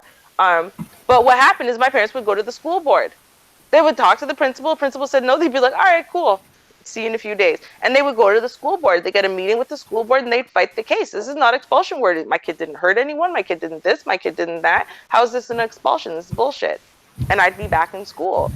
Why? Because and see, what happens is what they're banking on is the fact that you're too busy, you're not available, you're uninformed, so on and so forth. You don't know your rights, you don't know what you have tools you have at your disposal, and they take advantage of that. Right. And they're already biased against our kids. So they're going to do whatever the hell they want, whenever the hell they want. Now they stop messing with your kid like that, and they start putting themselves into check when they know, oh no, this kid has one of those involved parents. This kid is not a latchkey kid, only sees mama on Sundays, whatever. Nope, not this kid. This kid's parents are going to be right up in here if we suspend him. This kid's parents are going to be rallying and whatever if we do this. Oh well, we better not screw with this kid. And Hmm. that's what people need to realize, is that when you have very involved parents, it makes teachers and principals and everyone else think twice before mistreating your kid. So you Uh-huh. might not be in the position where you can homeschool your kid, because you know what? People got to work. People got to make a living. People have to make ends meet, right? And you have to balance that with the needs of your kid, because yes, your kid needs an education and they need to be able to feel safe while getting an education, but they also need, clothes on their back and food and a home and whatever. So, okay, might not be able to stay home and homeschool, but you need to maybe be taking that extra time, and maybe having to suffer that little tiny bit, and missing a little bit of tiny time to make sure that you are an ever present presence at your children's schools, at your children's school events and functions, volunteering for things and whatever, because again, you want to make sure that that teacher, the principal, every damn buddy knows you by face. They know your name by face. They know who your kid is as soon as they see you, because they're not Hmm. going to screw with you. They are going to think twice. I'm telling you, they really will. That's well said right there, classic. Well, What's up, Mocha? What's going on with you, Mocha! Mocha Boo, What's hi. Mocha? what's up? I'm late, but I came to participate because I was at the dollar store shopping like I hit the lotto, honey. I Yeah, had twenty girl. dollars. Girl, I had $20 and I was up in there buying shit I ain't even need. I just had to Right? buy it because I could afford it. Right? Yo, the dollar store's a trip. The whole $20. You go into the dollar store with $50, you're gonna come out, your house is gonna be full of shit you don't need. Like You know, $50. Yeah, and then but them dollars be adding up. You get food because you put way more in the basket, and then when you get up there and the cashier tells you it's $37.99, you be too embarrassed Mm-hmm. to put the stuff back because it be like $1. I'm like, damn, I'm like $1 short. I Damn. I ain't add no taxes or nothing. But yeah, Right? so that's why, I was getting all my little house and toiletries and stuff. But yo, let me tell y'all, it's been so much traffic on YouTube today. I was exhausted. It was Mm. so many people going live. I'm like, it was just one drama after another drama. I'm like, I don't see how people can just listen all day, Yeah. just all Yeah. day to that. My nerves can't take it. My it drains my energy. It's just so draining. To just hear people just go back and forth, disrespecting one another, screaming, cursing each other out. I mean, everybody's trying to be more knowledgeable than the other. It's just real exhausting. I don't see how people could stand it. I don't either though, Mm-hmm. Mocha. Like they was talking about here not so long ago about the Zoom. It was Brian or one of the other ladies that said about you had like over like 100 people like doing like the screen thing, the video chat on a panel at once. And I said, Oh, oh man, that's like over 9,000 right there. oh wow, yeah. It's just it's exhausting, man. I just don't see how people could sit there. I mean, I don't mind a little entertainer. Don't get me wrong, but I can't sit there and listen to that for straight two, three, Three four, days. 5 hours. I can't. I Going there for can't like do it. 3 days though. What's name going there for like 3 days though? I'm like, dang, did you go to sleep? I ain't getting no God sleep at dang. all. Hey, I'm like, golly, yeah. one was funny is that on the panel last night, I was watching for a little bit. She said her and her husband jog 5 miles a day. She works full time, but she was on our Play panel for 6 hours and another three on somebody else's panel. Was on another panel this morning. I'm like, Damn, so you that's you you crazy. jogging 5 miles while you talking on panels with your husband and working full time? Damn, that's crazy, man. I don't see how the hell they make all this shit happen. I know. Damn. Damn, I'm that's like, gonna, man, gonna keep killing themselves like that, man. but you look at her profile pic, she's look like she's about 300 pounds. Oh hell no. All that hard work. All Well, that fucking a work. lot of people tell you about the life they wish they were living instead of the life that they are. Yeah, So Hmm. yeah. I'm just gonna say Yeah. that. Hey Mocha, we got something to ask you though. Me and Brian. Yeah, what's up? Brian, you wanna do the honors? And answer the Mocha, question you asked us? But you you already heard of know it? about it. Have you ever heard of that? Reg told me about the roasting sector. No, that's a new sector. It That must be. ain't I never heard of it. well.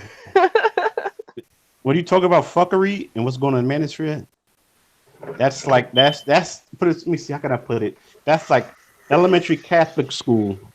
The Manosphere compared to the roasting sector, they are. Really? No women are vicious over there. Wow. Oh my gosh. It's what it is now. The fuckery is becoming contagious. It's spreading like cancer.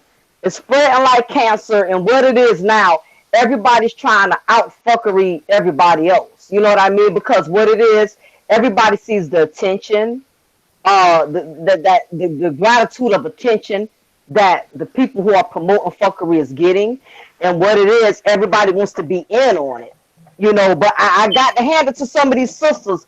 These sisters been really going in on these dudes. I'm like, damn, I thought I had some roasting skills, but these some of these sisters on YouTube, they have no filter. I mean, if I had a scrotum sack, my sack would feel like very light. The way these females been going in on some of these dudes on YouTube. So I'm Oh yeah. telling you, fake fuckery is a new disease that's spreading like cancer on YouTube. That's the hot. It's selling like hotcakes at the International House of IHOP. Yeah. Fuckery is selling like pancakes. Uh-huh. I would hate for them to come over, cross over platforms like this and try to disrespect nobody, which, I don't want that to happen or anything, but y'all already know what to do anyway, because they will come, They will come, if y'all loud, One loud already on your came. channel. One already You came. know what I'm saying? Yeah, we already know that. Yeah, we already know about that situation, though. Got Olivia, to cut that shit out real quick, though. she's from. I didn't know. Reg said she was from the roasting sector. I didn't know that, but I can see why with her mouth. So I can see, yeah. It's Wow. like a damn Like, meat market or something. wow. It's like I don't my thing is I just don't know how it's gonna affect the positive content creators because my thing Yep. is when they get tired of dragging each other and one fuckery movement gets tired of beefing with the other fuckery movement, now they got to find a new playground to come and Uh huh. play and antagonize somebody. So my only Right. wish is this: keep the fuckery where it belongs. Don't mess with us positive content creators that's doing our own thing. If y'all want to go Mm-hmm. in, put it over there where it belongs. Go in on those who love to go in on everybody else. You know what I'm saying? So Mm-hmm. I just hope they keep it in their lane. Don't send trollers or whatever, the other sectors that's not promoting fuckery. You know what I mean? Because, Right. that's my only concern. Just keep it where it's supposed to be. You You think they're know? trying to outdo the positive content creators in a way, I just to think they're get more trying to views and stuff outdo. like that? To be honest with you, Coach, I think they're trying to outdo each other. We don't even belong. It ain't us they bothering because we're not doing what they're doing. They're Uh-huh. trying to outdo each other. It's like gangs and it's like Bloods and Crips, if you ask me. Yeah. It's kind of Uh-huh. like Bloods and Crips. They ain't worried about no. I can't think of no mediocre gang, but they ain't worried about maybe a neighborhood gang that's not as big and as of a threat compared to they are each other. I think what it is now, which it was only beginning of time because I did some content on this a while back, saying how the fuckery foundation is the reason there's so much discord. Mm-hmm. Fuckery over here. Woo woo. Fuckery over there. Woo woo. Yeah, it's Yep. and it was bound to self destruct. Everything that's happening now is supposed to happen. Mm-hmm. Because basically when you build the foundation off of anything negative, it is designed to dismantle. Whenever you come together for something negative, for instance, if we all decide, okay, we're going to go rob a bank, okay, and we all done orchestrated this plan. 9 times out of 10, something going to go wrong. Somebody might get hurt, somebody might get caught and get and snitch because they don't want to go down and do the time by themselves. You know what I'm Mm-hmm. saying? Something's going to happen. And whenever you have too many chaotic black men and black women together, anytime there's too many chaotic individuals in the same group, it's bound for destruction. Destruction is going to happen. So what I think is going to happen is just going to keep overlapping. When one group disbands, they're going to branch off and go to another group, and it's going to be destruction over there. Then when they leave that group, they go somewhere else, it's going to be destruction over there. I just believe anytime you decide to partake in a movement that is negative, and it's all about destroying versus building, it's going to flop. It doesn't Yep. matter how much money. It doesn't matter how much popularity. It has everything to do with what the foundation was built upon. Yep. So if the foundation is weak, for instance, it's a difference building a house on sand and versus building a house on cement. Which is going to be more Facts. solid? The cement. Okay, so the structure of the house is going to withstand more because it's on solid ground, which means positive solid ground. But whenever Mm-hmm. you build a foundation off of fuckery, just that alone is already an accident waiting to happen because eventually egos are going to collide. Oh yeah. Eventually somebody wants to be bigger than the group. Remember, like the movie Temptations, I always got to use movies. Y'all know I'm always picking up damn movies and stuff to prove a point. Like with Temptations, Eddie Ruffin, He was trying to be bigger than the damn group when the group brought him on. You get what I'm saying? And I'm Yeah. seeing a lot of people, they bringing other people in on their turf that starts thinking they're bigger than the whole organization. Who was Oh you? yeah. We introduced you to the group. You up Mm-hmm. here trying to regulate the group. You know why? Because you got too many of the same people with the same energy. Mm-hmm. That's like putting fire with fire with fire with fire. That's like four different types of fire. You don't think it's going to be a big ass explosion sooner or later because you have too much negative energy. And if there's not someone there positive to diffuse it, to throw water on it, when the Mm-hmm. fire is spreading, it's going to continue to spread. So to answer your question, I just think it's going to keep self-destructing. I mean, I wish everybody the best. I'm not knocking what nobody's doing. If you, Mm-hmm. that's how you making your money. That's how you earning your clout. But I've seen, it's kind of like it's like I mentioned it earlier. I mean, last time we talked, there's a lot of YouTubers becoming the new high school popularity contest. Uh-huh. Everybody is trying to go somewhere so they can fit in. I've been sitting back and analyzing, and I'm watching how some of these sisters be really kissing some of these dudes' asses trying to stay in their good graces on their panels. I noticed these half of the women refuse to disagree with anything because they know the repercussion that's bound to happen if they do. And I'm like, I'm not about to go on somebody's panel where I got to freaking walk on eggshells and I Mm-hmm. can't be myself. I can't be my own woman. I got to be yeah, you right. Yeah. I agree just to stay in your good graces. Right. And I've been peeping that from the background, and it's been on different panels. Nobody is specific, and I'm like, these sisters, they're trying to be. It's too much validation going on. Everybody trying to be Yeah, it is. validated. Everybody wants to belong somewhere. It's like high school. Nobody wants to be the odd kid out. And we have a Yep. lot of low self-esteem men and women trying to find somewhere to belong on YouTube because I'm not gonna be rocking with nobody for no 8-9 hours because I got a life of my own. I'm not about to Uh-huh. sit on nobody panel for that long just to hear them bash the opposite sex or the same sex because I have a life. You know what I mean? I got my Yeah. own validation. But when you so badly want validation, you will hang tight and fight to hang in there for 8-9 hours just so you could prove your loyalty. I just think it's Uh-huh. really ridiculous. I It know is I don't rubbish. ramble on a lot, but I'm just saying. You right, Mocha, you very right about that. And like you said, you go on someone's platform and it's like if you don't agree with them, then they wanna crucify you. You know what I'm saying? Because like you don't agree with their opinions. Oh no, they against the movement, stuff like that though. We gotta let this person go right here though.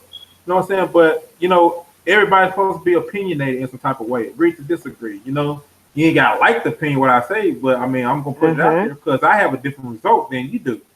You know what I mean? I may see things a little bit differently through the lenses. You know what I'm saying? Mm-hmm. But they just take it to a whole nother level. They want to threaten you and stuff like that on YouTube. I'm like, damn. I'm like, shit. I just have an opinion about something. That's it. I said, why can't you can't get mixed up with everybody's fuckery out here? Nope. Can't do that.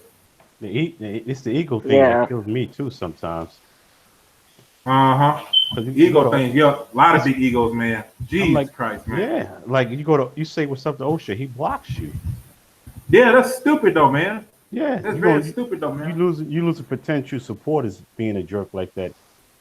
Yep. Yeah, Well, you get people that run people off. If they're not discriminating you because of your opinion, they're discriminating you because of your gender. Um, I've been a female. It was a particular, me being a female. It was one particular guy. I used to go to his show, and because I came on one time and voiced my opinion, I was very respectful. I didn't come on there hood radish. I stayed in my blessed place. And simply because I disagreed, he made a mockery out of my comment.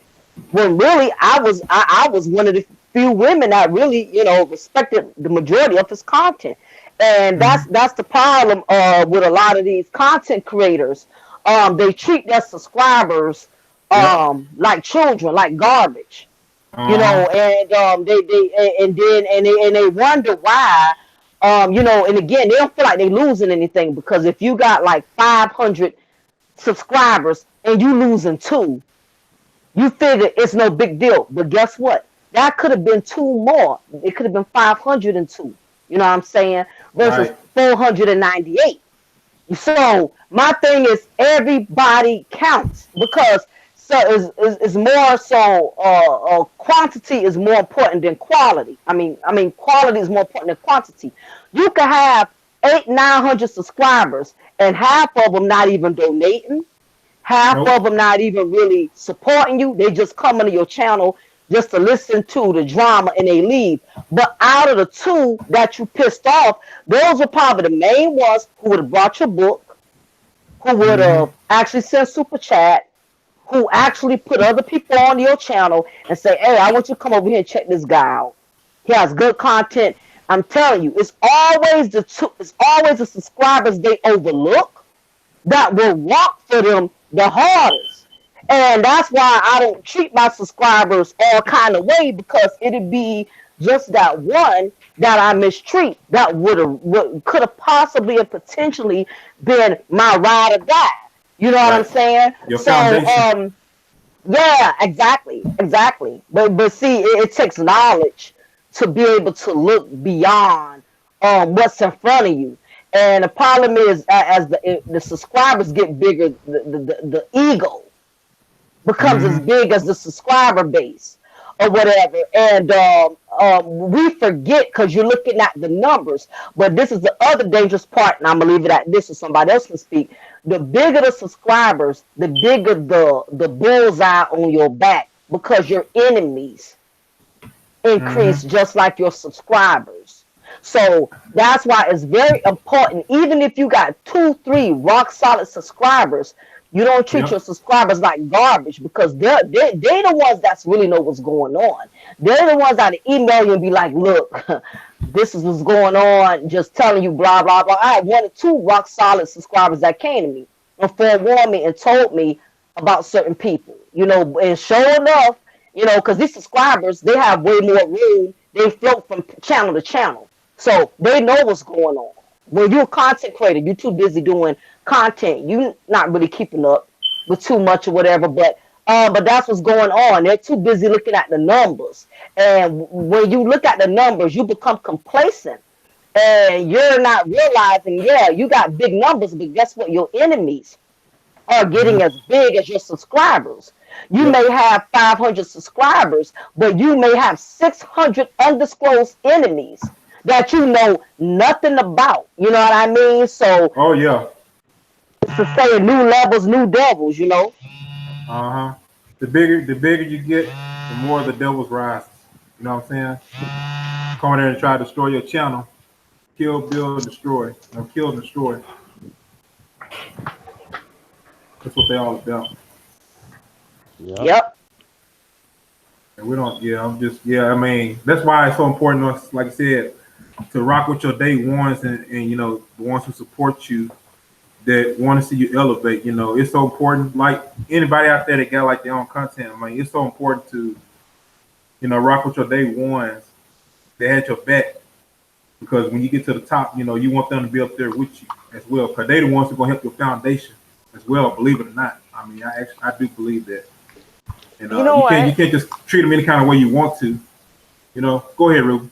I was just gonna say, y'all are missing a part. Cause see, the thing is, everyone. I mean, we all know the ego definitely plays a part. But what we're forgetting too is there's a bunch of other reasons why these bigger content creators or whatever self-destruct. And one is a lack of emotional self-control, and the other Mm-hmm. one is paranoia. Now, because and this is part of the thing. Mocha just said it. So the bigger you get, the more enemies you make. When you're a smaller content creator, people aren't gunning for you like that. And then, you notice one person starts gunning for you, then it's 3, then it's 10, and Yep. it starts making you paranoid. that everyone is gunning for you. Then you start, oh, well, how do you know who's loyal and who's not? Maybe someone betrays you. Now, how do you know who's loyal or not? So you start second guessing people. You realize maybe you're not as good of a judge of character as you thought you were. And instead of falling back and using your observation skills, what happens? You just start going after people. You forget who your day ones were. You forget who's really showing you real loyalty and whatever, because you start focusing on superficial bullshit that doesn't really mean anything as far as proof. Like Mocha was saying, well, someone who's willing to sit here for 8 hours or 15 hours or 20 hours every single day, no matter what, because they are available 24/7 to me, well, that must mean loyalty. Not realizing someone could sit there right there on that stream while they're sitting there and stabbing you in the back. So true, sis. Yeah. Someone's availability did not mean loyalty. But see, and this is part of the problem, right? So then they start gunning for people, start turning on people. That makes you look crazy as shit. Now, that leads right into the lack of emotional self-control. You start getting triggered and people know you get triggered. So what do? They start trying to poke and prod to trigger you. So they can watch you pop off, so they can watch you go off, so they can watch you act ridiculous, so they can watch you lose your mind. And you're turning away without even realizing it. What's happening is a bunch of people who respected you stopped respecting you along the way because of that. Because of your inability to control your own emotionality, they started thinking, it's kind of feminine. I thought we were trying to be not about that. That's why we're not heavily female led and then, they start backing off. And then what do? Your paranoia kicks in. See, they were always part of the enemy the whole time. So you start making yourself crazy. And this is one of those things. Like when we watch these famous people, these kids who've been famous their whole lives, Britney and whatever, and then this chick is shaving her head and losing her mind. There's a reason for this, right? Fame can make you crazy. It really, really can. If you don't have a really solid foundation to begin with that you trust in and whatever, and you blow up too quickly, or you know what I mean? You don't have anything to stabilize you. And if you don't know to turn to those things that stabilize you and trust them no matter what, trust what got you to where you were.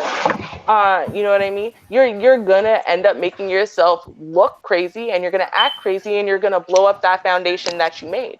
And so I think unfortunately the tides are turning for a lot of people, and a lot of what we thought of as the black sector and the manosphere and whatever, I think we're going to see it's going to look a lot different in a couple of years. I think it's going to change because a lot of things are going to implode. They're self-destructing. They're turning into rubble, and some people are going to rebuild. Some people are going to learn lessons, and others are going to disappear eventually. Well said. Yeah, you definitely, you said a key word when you were speaking, Ruby, about paranoia.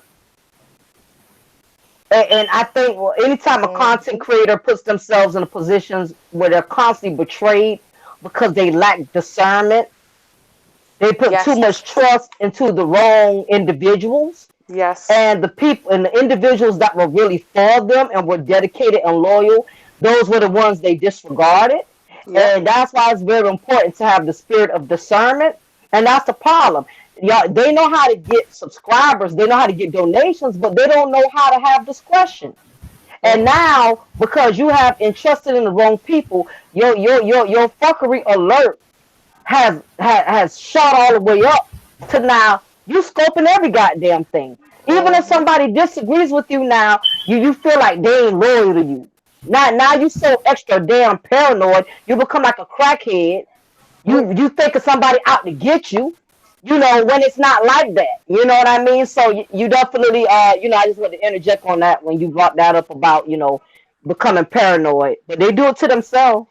And you know what, Mocha, you want to add to that, because part of the problem is it's not that they don't know they need discernment. It's that every damn buddy these days thinks that they have this amazing ability to read other people and they discern.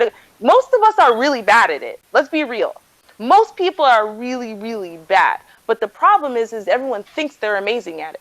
Everyone thinks they're an amazing judge of character, amazing judge of Yeah, personality. They very really true. are great. So you know what? They don't feel like they need to turn to anyone else. They don't feel like they need to trust anyone else's actual skills. Someone might be really good at. I happen to have that thing. My mom calls it the spirit of discernment because she's a pastor, right? It's something I have. I might not. I can't tell you why. I Hmm. can tell you why I like Right. someone or don't like them or whatever. I just I'm feel the it instantly. same That's my way. favorite It's that word. aura. Yeah, That's my favorite word. Yeah. Discernment.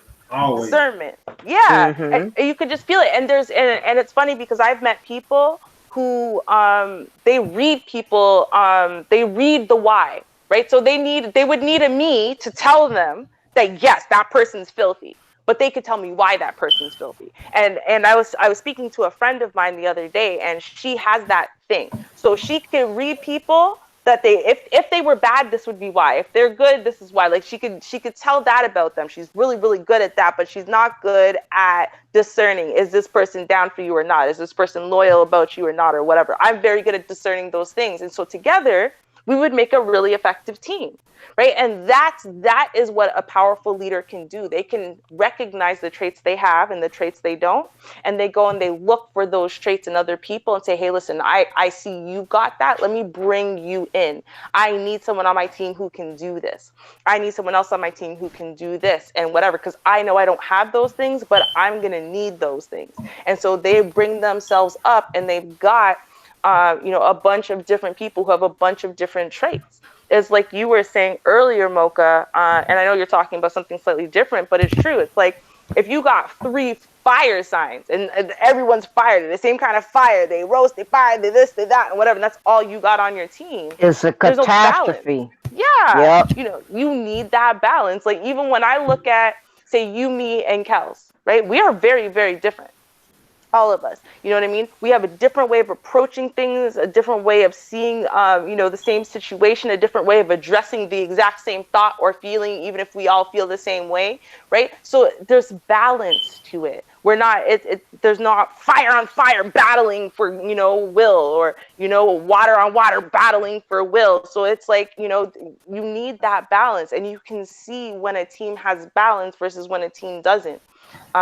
Because they may blow up really quickly, but that's the problem. Then they're going to Yeah. blow up really quickly, if you understand what I mean. Yeah, it's like a bunch of unruly ass kids in the same classroom.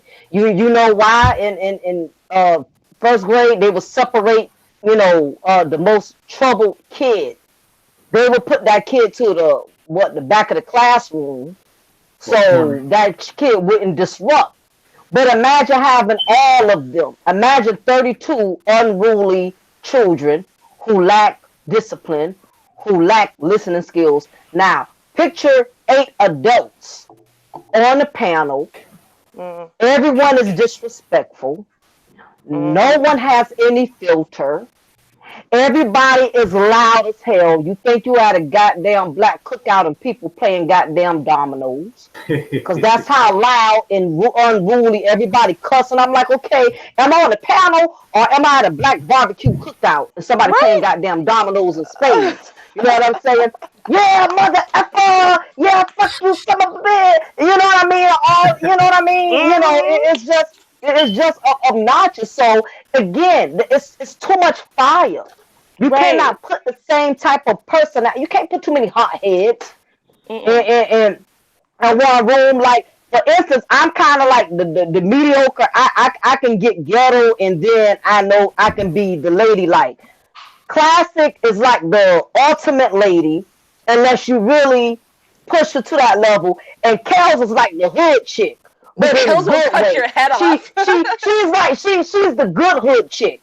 She ain't the Mm-hmm. trifling hood chick. Like, if you take her to the club, she trying to screw the first guy that give her number. Mm-mm. No, she's the type of chick. She gonna pull out her razor blade. Like, what you say to Mocha? Right. Let me put. You know what I Yeah. mean? Yep. Cal's my draw card boy, Mm-hmm. and Ruby the undercover firecracker, and that's just as bad. So you know what I mean. But the thing is, we know how to balance it. We Right. know when to turn it up, and we know when to bring it down, and that's how it's supposed to be. That's all I'm saying. Just have some balance. Mm-hmm. Hey, what's up, everybody? Hi, Hey. what's up, Soul Provider? Hey, Oh, what's this up? is Soul Provider. What's up? So yeah, all you guys had a lot of good points. Ruby, you really went deep into the whole analytics and all that stuff that no one even understands.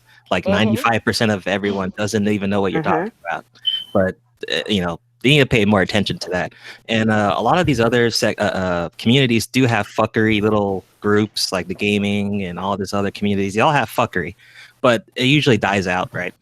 And I think what we're starting to see is that all these this corner of YouTube, that's why you notice like the age gaps are very kind of odd. There's a lot of older content creators So true. and all these new guys like myself and Cool Gen.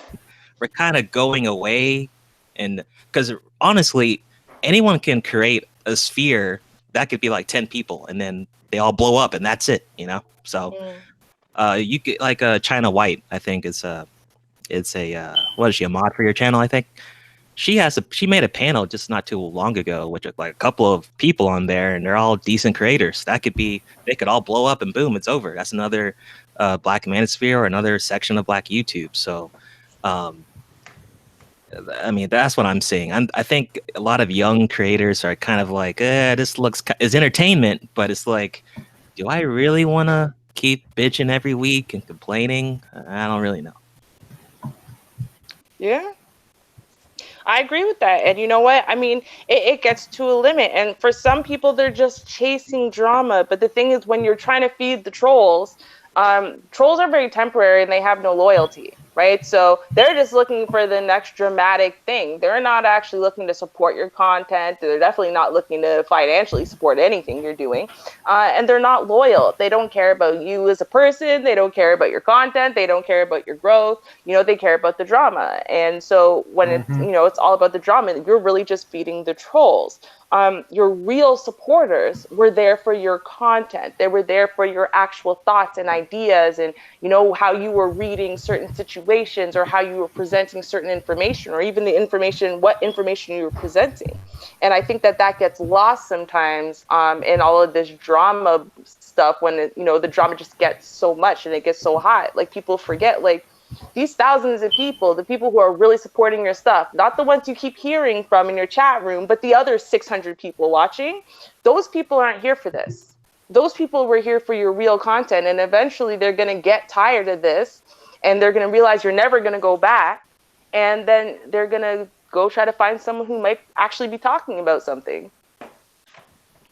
Yep, agreed. Yeah, it affects everyone. That's, like I said, I see more dislikes on a lot of people's streams and videos than before. There's a reason for that. Oh, there is, but the problem is that the way that they'll read it is, oh, it's the other camp that's disliking this, it's whatever, they're just jealous, or they don't like what I'm saying about their whatever, and they don't realize that it's a little bit the other camp, but it's also your own subscribers who are never going to tell you, because you're going to get mad, you're going to publicly clown them, you're going to publicly shame them, whatever, but they're disliking it because they're trying to let you know, like, nah, this is like the 16th time you've done this in 2 weeks, I'm done. Can we do something else now, please? I would just say anyone who wants to try to create something, you can come here for the entertainment, but I would try to stick to your niche. Like, if you're doing technology, stay there, come here for fun or whatever. I wouldn't just focus all on this area. That's what I think. I think that's the best way to go. Or like you, Cool Jet, stick with your singing stuff. I don't think you should be mainly Manosphere stuff. I'd say it's stick with your singing. That community's gigantic over there. Yeah, but I like I said, I like to talk about, you know, good topics, you know, Yeah. positive, and somewhere, you know, it's gonna have some type of, you know, feel to it, you know, people may not disagree with it, but it's just basically taboo subjects, you know, that we don't really talk about or discuss. You know, then there'll be days where, you know, I just want to, you know, have fun, you know, with you all, and just, you know, and just enjoy each other's company, you know what I'm saying? But at the same time, you know, keep it classy and stuff like that. Yeah, and a lot of these other communities, like the gaming community, right? A lot of these white YouTubers, they support each other like crazy.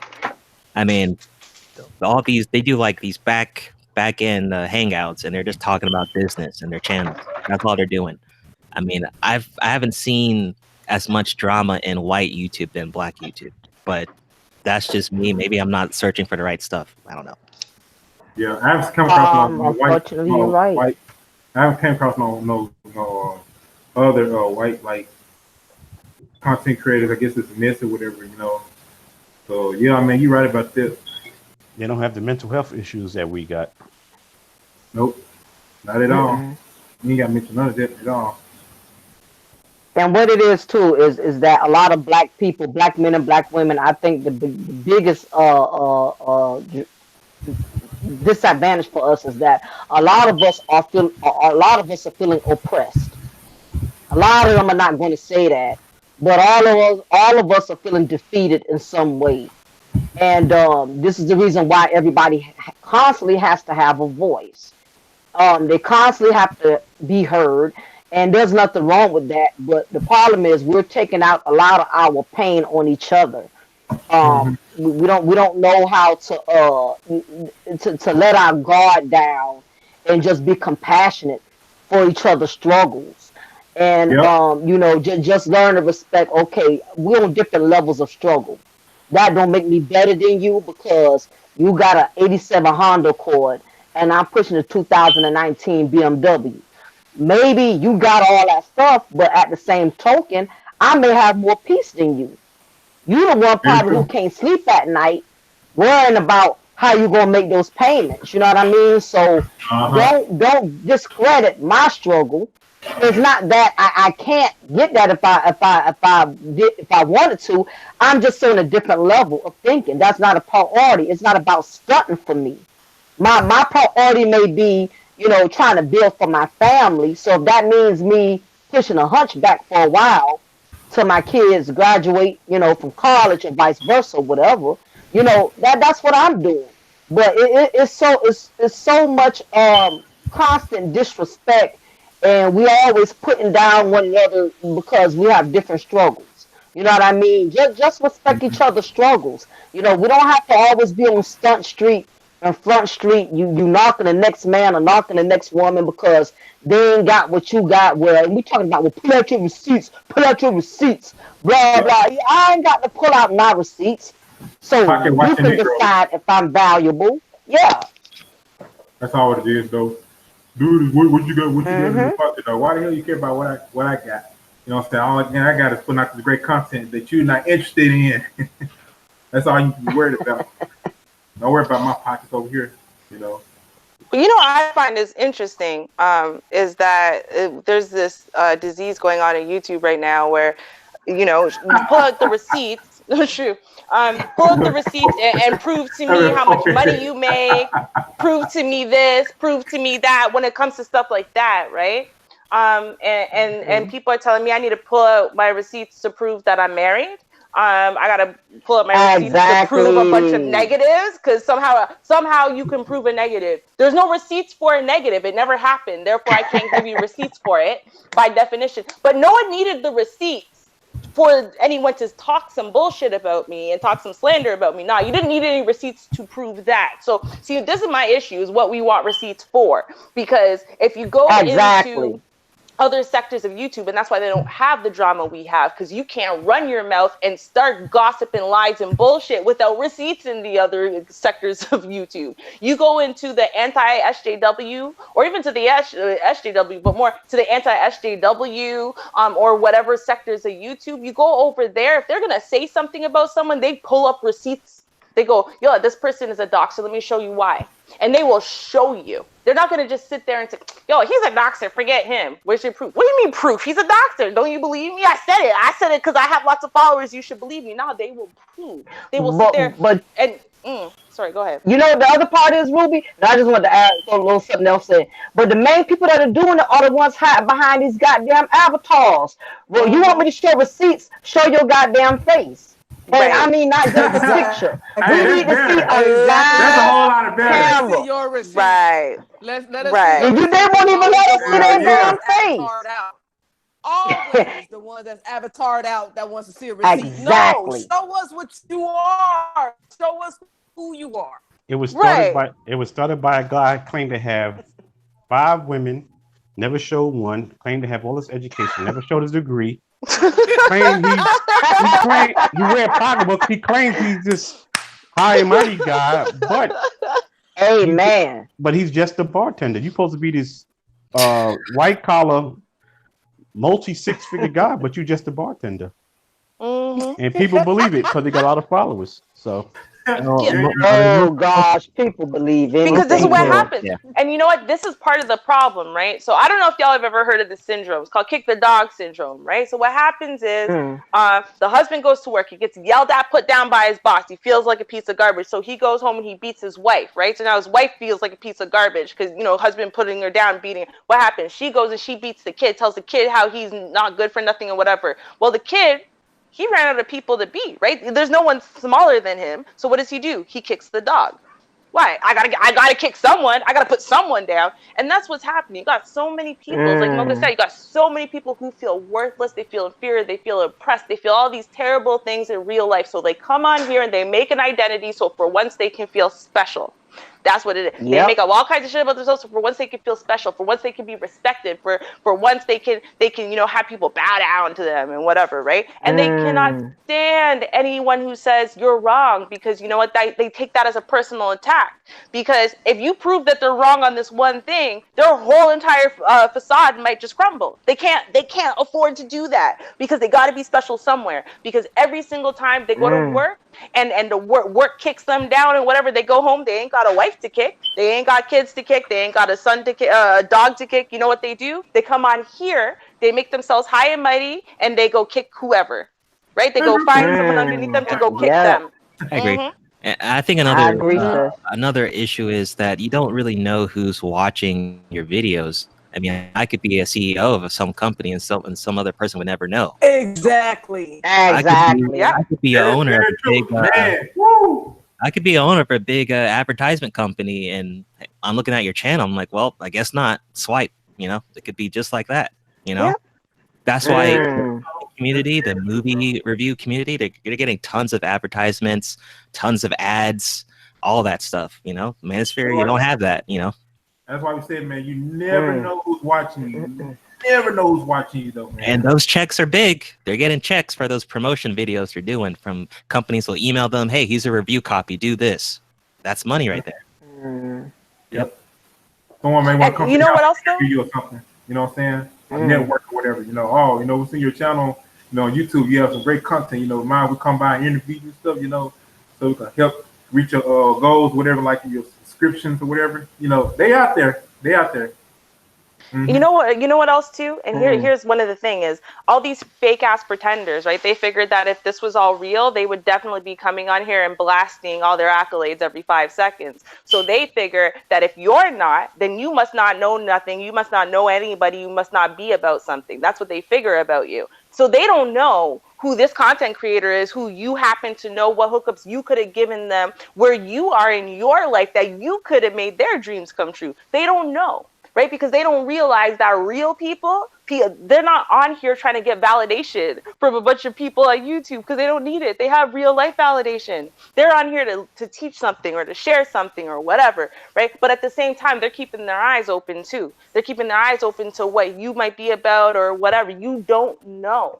And the problem is that when you're alienating people left, right, and center, you don't know how that can come and bite you in the ass later. Because for all you know, that person that you just finished stomping all over and saying all kinds of terrible stuff about, she might know that producer that just gave you a shot.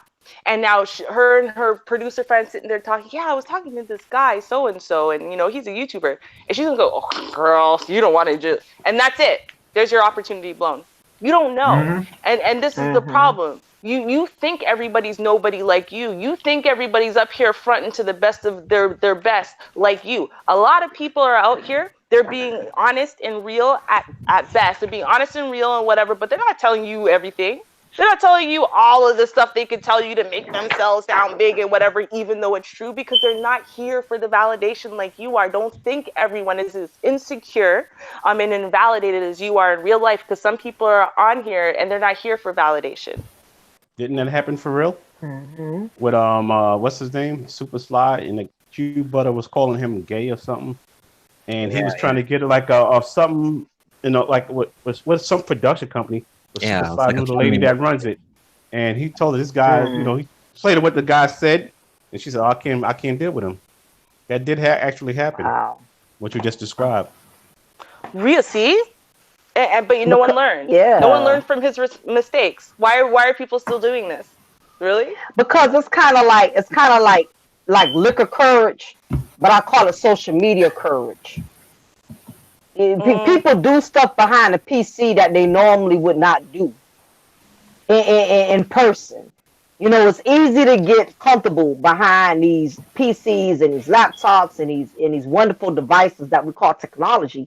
But at the same token, what people don't realize is that once you start a platform on social media, you are opening the whole world to your world. And you cannot watch everybody that's out there watching you. You're outnumbered. So like for instance, the 15, 16 people watching you at one time. Out of those 15, 16, it could be one. If you piss them off the right way, they could destroy your life. They could, because people go all out your way to ruin you. They will Google your job. They will Google your house. They will Google your damn car tag to find out the dealership you got it from. And then on top of that, we mentioned this, I think it was Brian who said this last time. It's not even so much people on the outside. It's people on your own team who know everything about you. People who you done share personal things regarding your information. That's why a lot of these YouTubers are messed up. It ain't their subscribers that messed them up. It's the people that they had walking with them on their own panel, people they brought on board to their channel that destroyed them. And now you want to go and take it out on all the subscribers. That's why really I have no mercy for nobody who's crying right now about what somebody did to them. Because the truth of the matter is a lot of these people that's crying victim, they mistreated a lot of people. I don't give a damn if somebody on your own team played you or infiltrated on you or spreading lies about you. The shooting, it feels so good when it was on the other foot. Now it's your turn to wear it. You're being slandered.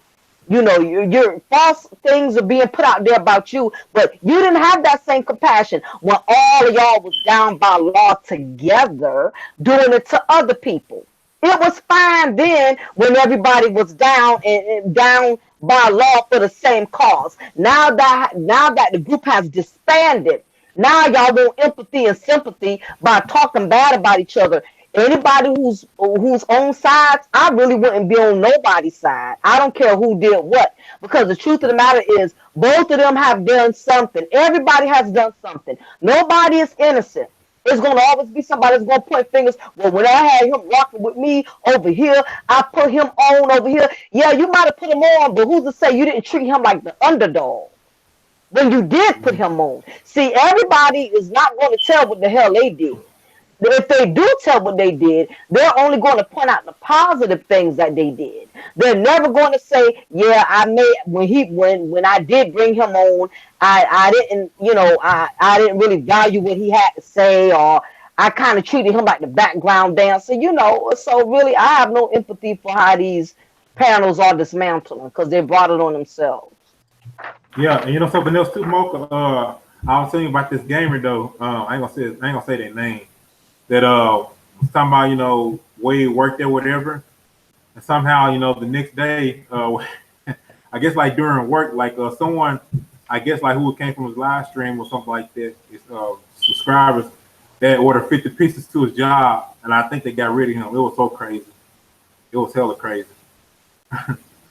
I think another good point is you got to be careful about how you're going to present yourself. I'll give you an example of, there's this gaming channel called Angry Joe. He does really good reviews, but he has his image of always being angry. So he's going to lose some of his audience because, well, not all his videos can be angry. It's just not possible. So you got to kind of be careful how you want to present yourself, because once you get big, you can't change back.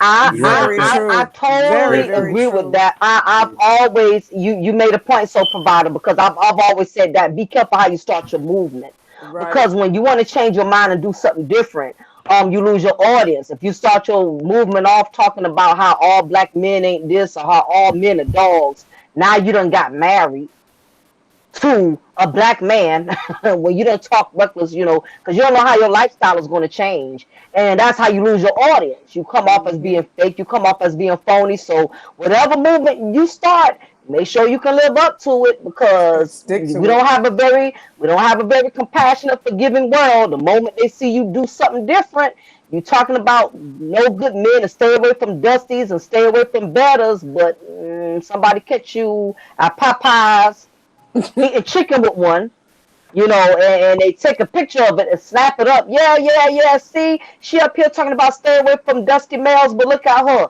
We call her Popeyes in the hood, eating 2 pieces spicy, and eating beans and rice with this dude. So just kind of be careful.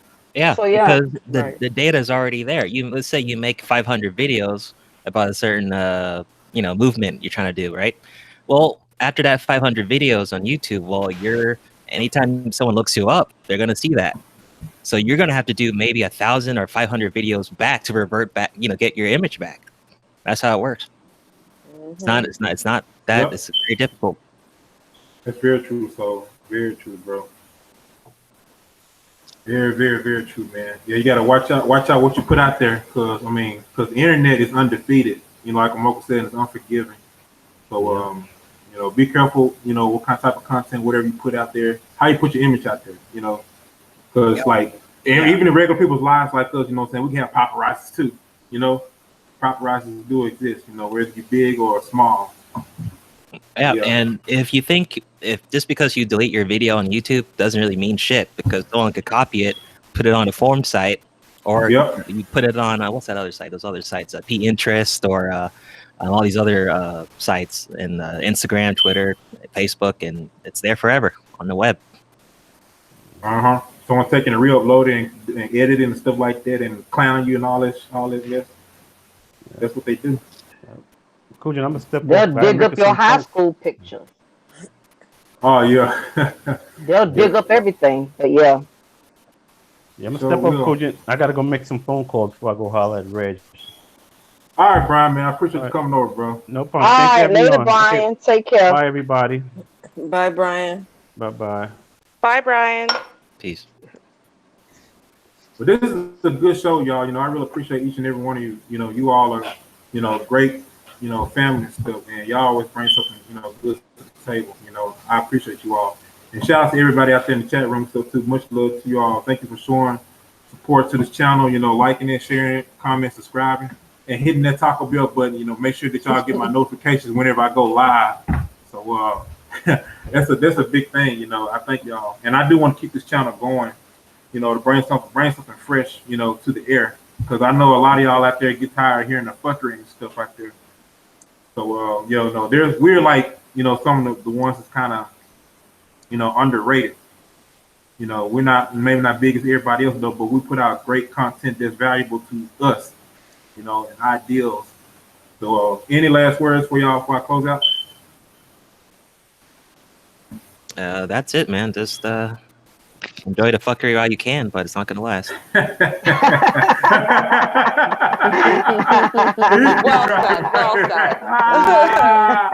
Yeah, you're right, though. That's what's up, man.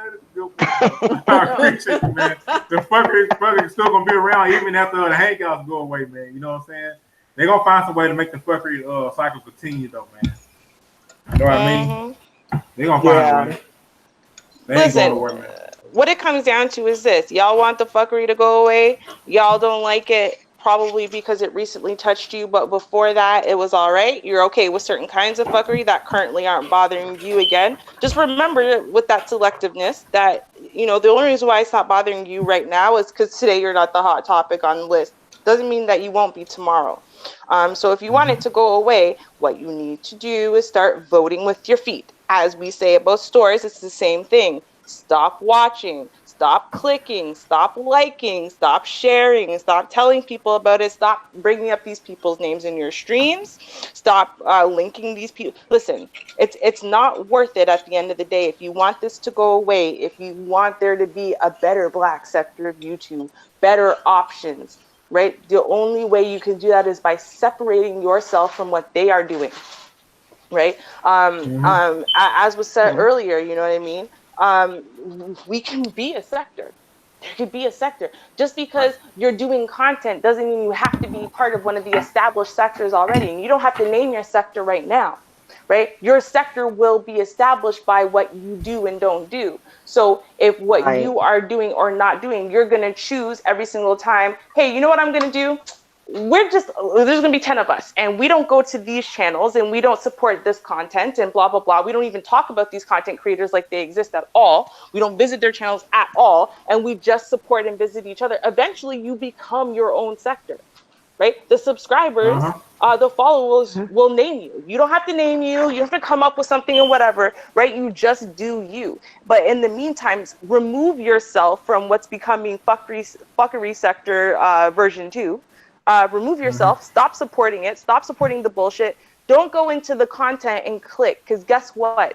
Whether it's bad interaction or good interaction, it's still interaction. So when you Uh-huh. click, it's still promoting their video. So don't click nothing. You see that yet another title where it's some bullshit, don't go in. You go Mm-hmm. inside, it's some bullshit, leave. Don't click on nothing, just leave. Leave. Give it no views, give it no whatever. Let your content creators know by the fact that, hey, they only have 150 people watching, that y'all are tired of this now. You don't even care what the drama's about. You don't even care what he's going to say this time. You're over it. You want to hear the real content or nothing, you know? Create your own world. Create your Mm-hmm. own world. Mm-hmm. You're right Hmm. about Exactly. that. That's very well said, Ruby. Very well said. All right, Thank you, ladies. And, sir. and Cool beans. Cool beans. and And definitely, I guess. You go ahead. Whoever was no, I next. was just gonna say also, because before Hangouts on Air ends forever, because I'm not sure I got to say this on Hangouts for Air, but god damn, Mocha, this display picture is everything. You're I so gorgeous in this know. display picture. Like, damn, girl, like, woo, Ah, I'm about I'm woo, about to I'm about to blow you a kiss. right? Like, okay then. I didn't get to say that yet, and I've been waiting to say it for days. Like, I, damn. I'm Okay. not gonna lie. I've been getting dudes sneaking me undercover emails since I changed Mm-hmm. my profile. I said, you know what? I'm gonna put a damn coffee mug on this because I don't need no goddamn cameras in my household. So I'm about to take the shit down. I'm drawing all kind of goddamn parasites. And it is me, like everybody else. Trust and believe. I can go live and look the same goddamn way for all of these Mm-hmm. avatar haters out here. You know what I'm Mm-hmm. saying? So, but yeah, definitely what I want to add was, as content creators, as subscribers, be very careful. Fuckery is very contagious. It's toxic. Is a lot of people are indulging into the fuckery movement because it's very entertaining. It does bring you a lot of attention. It does bring you a large fan base. But the part that a lot of people are leaving out is that it can also bring you a lot of heat. It could bring a lot of damage to your brand. It can create a lot of enemies. So while you're looking at the glamorous side of fuckery, you're looking at the super chats, you're looking at the donations, you're looking at all of these 9, 10 popular people that are rocking with each other, and here it is, little you looking like a little ant. You ain't getting all of this clout and recognition, but guess what? At the same token, you ain't dealing with all the drama they dealing with. All of these people that's rocking with each other gonna be the same individuals that's gonna turn on each other. Gonna be the same individuals that's gonna air each other's dirty laundry. So it's not always cool to be the popular kid on the block. Being a nobody, what I found out is sometimes being a nobody, it brings you more. You have more peace when you're a Uh-huh. nobody. When you're the unpopular kid, nobody wants to play with you in the playground. Nobody wants to have fun and hang out with you, whatever. It's cool, but guess what? At the same token, you don't have to keep watching your back. The bigger you become, that's the more targets that are on your back. So be careful if you're deciding to cross over into the genre of fuckery because you're just looking at the glamour from the outside, but you don't know what they're going through behind closed doors. People sending them death notices, threats, and no different than Malcolm X. He was a very popular man, in his movement, but behind closed doors, he was going through a lot. The bigger he became, the more enemies he had, So, I just wanted to, mention that as part of, ending this message today that you presented, that, don't fall into the entrapment of the fuckery, basically. Yeah, I heard that. Mhm. That's what's up, Mocha. Mhm. Y'all on point with this though, man. Like for real. Everything y'all preaching right now, and it's good, to bring out this type of material because somebody out there needs to hear this. You know, so poetic. Yep. No, I just want to say thank you for letting me be on the panel. Much love to everybody on the panel. Much love to everybody in the chat. And again, be careful with how you portray yourself on social media. You never know who's watching. We love you too, Kels. Love you too, Roots. Love you, sis. We don't become like a big family. We don't become like Yes. siblings. We don't become like Like y'all, like siblings my in the real YouTube sisters. sector. Yes. Yep. Absolutely, for sure, for sure, for sure, for sure, Definitely. for And I don't sure. like nobody messing with my sisters, okay? Oh, Like I said, Kels will cut your head we right don't we off. don't we don't seen it. Right? Right off. Believe Kels is me. damn. She gangster. I don't trust her. She probably got a razor blade in her damn back pocket At right all now. times, right? She got one under her tongue and her cheek. Yo, don't fuck with Kels. She's not playing. Yeah. And Ruby will strike you with her words. Her words are like venom. I be like, ouch. Right? Damn, why she She have to won't have say no that? comeback. None. Kels is Golly, just I be like, like speechless. Y'all some Mortal And Kombat then characters, ain't you though? and then Kojit is like a sarcastic ass cool guy. Like this fucking bastard here. But anyway, as I was saying, I want to hear this though. he don't even drag it out. He'll just say something real upped up one time, like this piece of shit. But anyway, as I was saying, ladies, yeah. back to the basics. Just slide right over it. Like you didn't say that. Oh, okay. He definitely, the word cool fits him, because I never seen a guy be so damn cool and harsh at the goddamn same time, but he know how to finesse it. He know how like to finesse his gangster. Like them motherfuckers over there, but yeah, as like I I was may, saying, I may change my, I may change my title from cool just to cool silent. I know, undercover wolf. That's what I'm gonna Yeah, call you, undercover the wolf. undercover damn wolf. He And Hey, then, and he'll then you bite, got make no Mocha. mistake. Then you got Mocha. Mocha will preach to the point where listen, you be apologizing for shit you didn't even do, right? Because you just feel bad. You're like, yo, I know, I feel that in the man. I'm so sorry that I could have thought maybe once to do that, man. Mocha, you are so right, right? She got you apologizing for stuff you didn't even do. yeah. Hey, y'all got it going on. I like this. Hey, y'all know we're gonna be like the new what is it, Harlem Night or the Boomerang? Oh, that's my movie. That's a classic right there. That's Oh my yes, movie. yes. You know, yo, that's what's up, though, man. I appreciate y'all. I don't want nobody out there trying to hurt y'all or anything. They hurt y'all, they hurt me. They got problems with me, and I don't like anybody try to do anything stupid. So y'all better be careful out there. No threats, anything, but just be careful. Because they Oh got them. yeah, absolutely. Yeah, we all have. Like I said, as long as you continue being true to us and everything, I don't think we'll have any problems. You know what I mean? We're not entertaining enough anyway, so ain't nobody really going. That's fine. That's fine with me. Yeah, It that's what works I mean, out for though. Fine me. with that. That's Trust. fine with me. I'm good. Apparently, I'm I'm good. like I am like the least entertaining person on the planet, and yet somehow or another my name is in so much drama that I'm not even part of. It's amazing. I just sit back and I'm like, oh really? I'm part of more drama? Someone tell me, because I wasn't there, so I don't know. Let me know. I'm telling you, I have the most fascinating name on earth because it gets brought up even when I wasn't there. So I'm just saying, y'all, don't worry about it. I'm all right. I'm cool. It ain't Okay. bothering me at all because the way Okay. that Just say the word. I'm good. Listen, Kels, I already told Exactly. you. How do I deal with everything? I deal with everything. The best defense is literally, I don't know if y'all have seen the movie Mean Girls. right? But it's that thing. Mhm. You're vapor. You're vapor. You don't even exist. I don't see you. That's a You don't good word. exist. You're a vapor.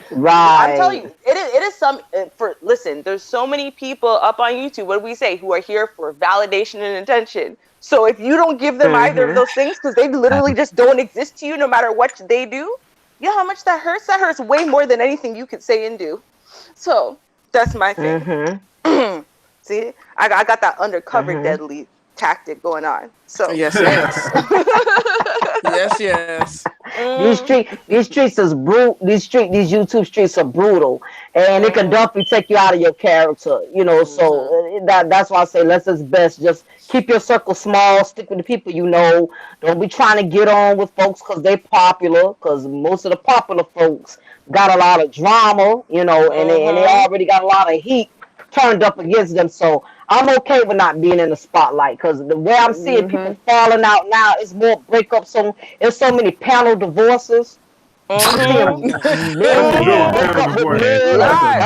good one. I don't rock with that motherfucker no more. He a fake ass son of a bitch. Fuck that motherfucker. I'm like, wait a minute. Y'all was just cool. You know what I'm saying? But you know what Right. the problem And be sitting is up that there they get rickety. divorced. They get divorced, they get remarried, and then they divorce a week later, and you're like, well, hold on. I can't That's what confirm. I'm Is this 3 or saying. 4 divorces for the two of y'all? Y'all just let me know. Like, what They like happened? hyenas. They like hyenas. They meet Yeah. each other for dinner, and then like they all It's cool really again and stuff. embarrassing. You And, just cook them some dinner. Yeah. yeah, exactly. They act just like the bitter black women they complain about. All this script. I'm like, y'all acting just like chicks in the goddamn hair shop. The hair shop that ran out of goddamn hair bundles. Y'all acting Yeah. just like, hood chicks. You know what I'm saying? So, wow, I'm telling you, we have a lot of emotional dudes on YouTube, man. I mean, I Yeah. just never seen nothing like it. Why you having Yeah, these type of people on your panel me though, either. man? You don't do that, man. Hell with them. Yeah. Mm. Crazy. You got a bunch of women on your panel and stuff, man. No, What you you know worry what the thing about it is? for? It Yeah, blows yeah, my yeah. mind because I'm like, the thing is, the reason why, like, reason number 354 of the reasons why I never had a lot of female friends, I always had more male friends, and also why I didn't gravitate towards the female side of sector of YouTube, is because of all the emotions, right? Like, I'm not good with all the emotional stuff. Like, to me, I'm like, yo, I'm here for like the logic, the discussion. Yo, I'm about that life. So, in my experience, right, like, girls are just so about the emotional stuff. I can't do a lot of it. Like, I'm not good with it. So Right. I can only take very few and in very small doses. So I'm used to, like, dudes, you could sit there, you could have big debates about stuff, whatever, like, so you're gonna obviously, yeah, tempers are gonna flare or whatever, but like that stuff just gets resolved, you move on, like none of this bitter bitch shit and whatever. And then you come onto YouTube, and I thought it worked the same way. Right, where the men are the ones who aren't emotional; they're just here for the logic and facts and whatever. And it was like that at first. Right. I don't know what the hell happened. Maybe being a ratchet hyena bitch is contagious or something for real. Yeah, Because that's what it suddenly, is. right? Yep. Like, I don't know what happened, but I was like, what? Where did all these emotions come But you from? know what, Ruby, you right. You just said something that makes hell of a sense. I'm telling you, that emotional that emotionalness is rubbing off. These men started messing up when they let too many bras on their panel. That Mm, killed it right there. You mm, can't sit around a lot. You can't sit around women communicating and it don't rub off on you. Like if women screaming and going back and forth on each other, you'll find yourself doing the same thing. Especially if you're surrounded by women all of the time. Especially when you're surrounded by hood bras all of the time. I see a true. lot of these panels, they don't have real women. They have a lot of hood rats Yep. on their Yeah. panels. They and And these full grown women cussing and everything. I'm like, you should be on somebody usher board, lady. Why are you up Mhm. here cussing or they, whatever, I'm like, wow, Mhm.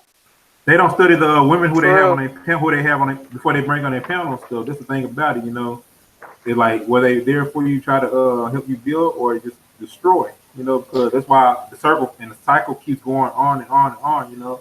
About the women and stuff like that. They destroying the men. It's all their fault. Ah. Well, remember they were trying to get super chats. Remember that was the main point. Okay. Uh huh. Real Oh talk. But you know yeah. what though? You know what though? I wouldn't even say it's all that. Here's the problem: is that even guys who are like seriously, like they want good women. They're tired of the ratchet bullshit and whatever, and it's for real. The problem is the ratchet bullshit is familiar, and so because it's familiar, it feels trustworthy and it feels safe. And so even though they're just falling into the same damn cycle of trusting the same sweet as molasses bullshit.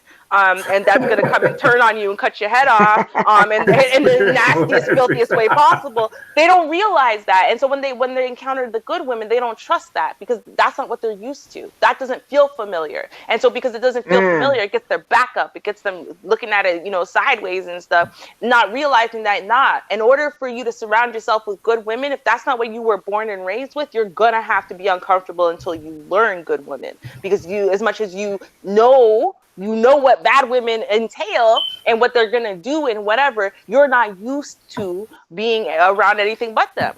That's why you keep drawing them into you. That's why you keep being around them. That's why you keep bringing them into your circles and whatever, because that's what your mama was. That's what your sister was. That's what your auntie was. That's what your girls and that you dated were. And so it's like, you got to realize, you got to get out of the familiar. If girls, ladies, if all you've ever dated were some ain't shit dudes, guess who's going to feel real comfortable to you? Ain't shit dudes, because your daddy's an ain't shit dude, your brother's an ain't shit dude, every man you've been with is an ain't shit dude, your ex-husband's an ain't shit dude.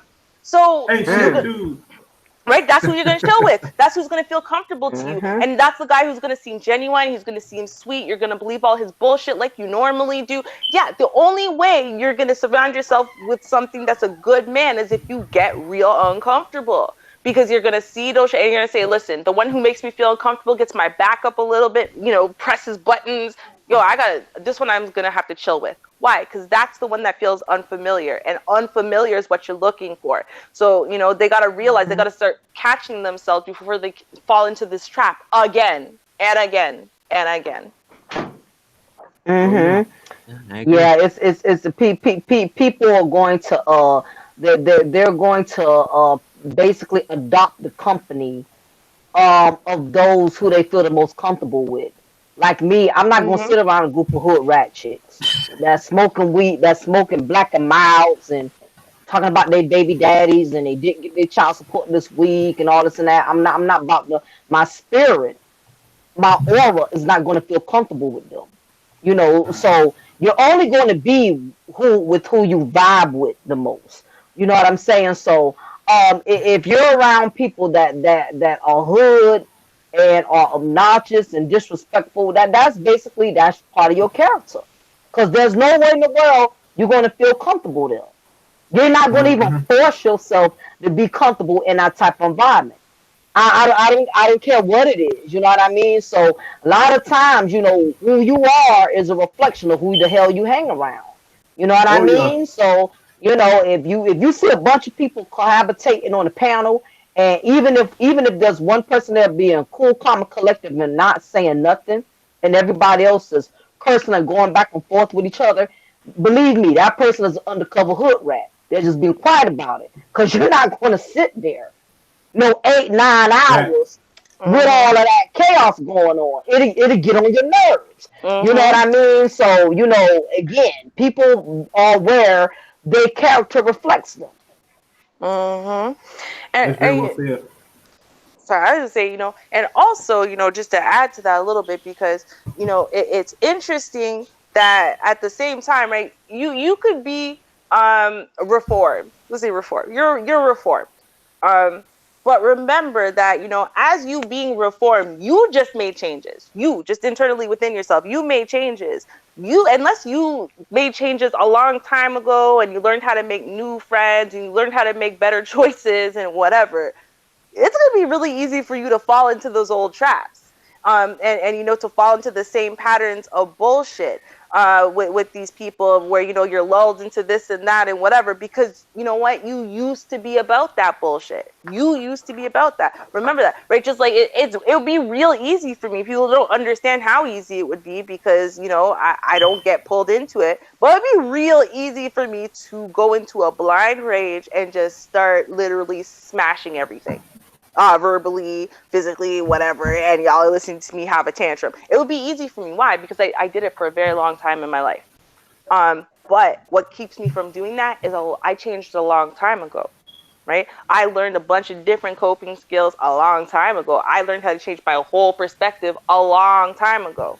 So now I'm not falling in with people who, fall into those temper tantrums and are super overly emotional and blah, blah, blah, blah, blah, because I came out of that a long time ago. Right? And what you need to realize, and I'll say this, if you still are not 100% sure, your discernment is off, whatever, I'm going to say this. Y'all know there are famous ain't shit people on YouTube. Famous ones.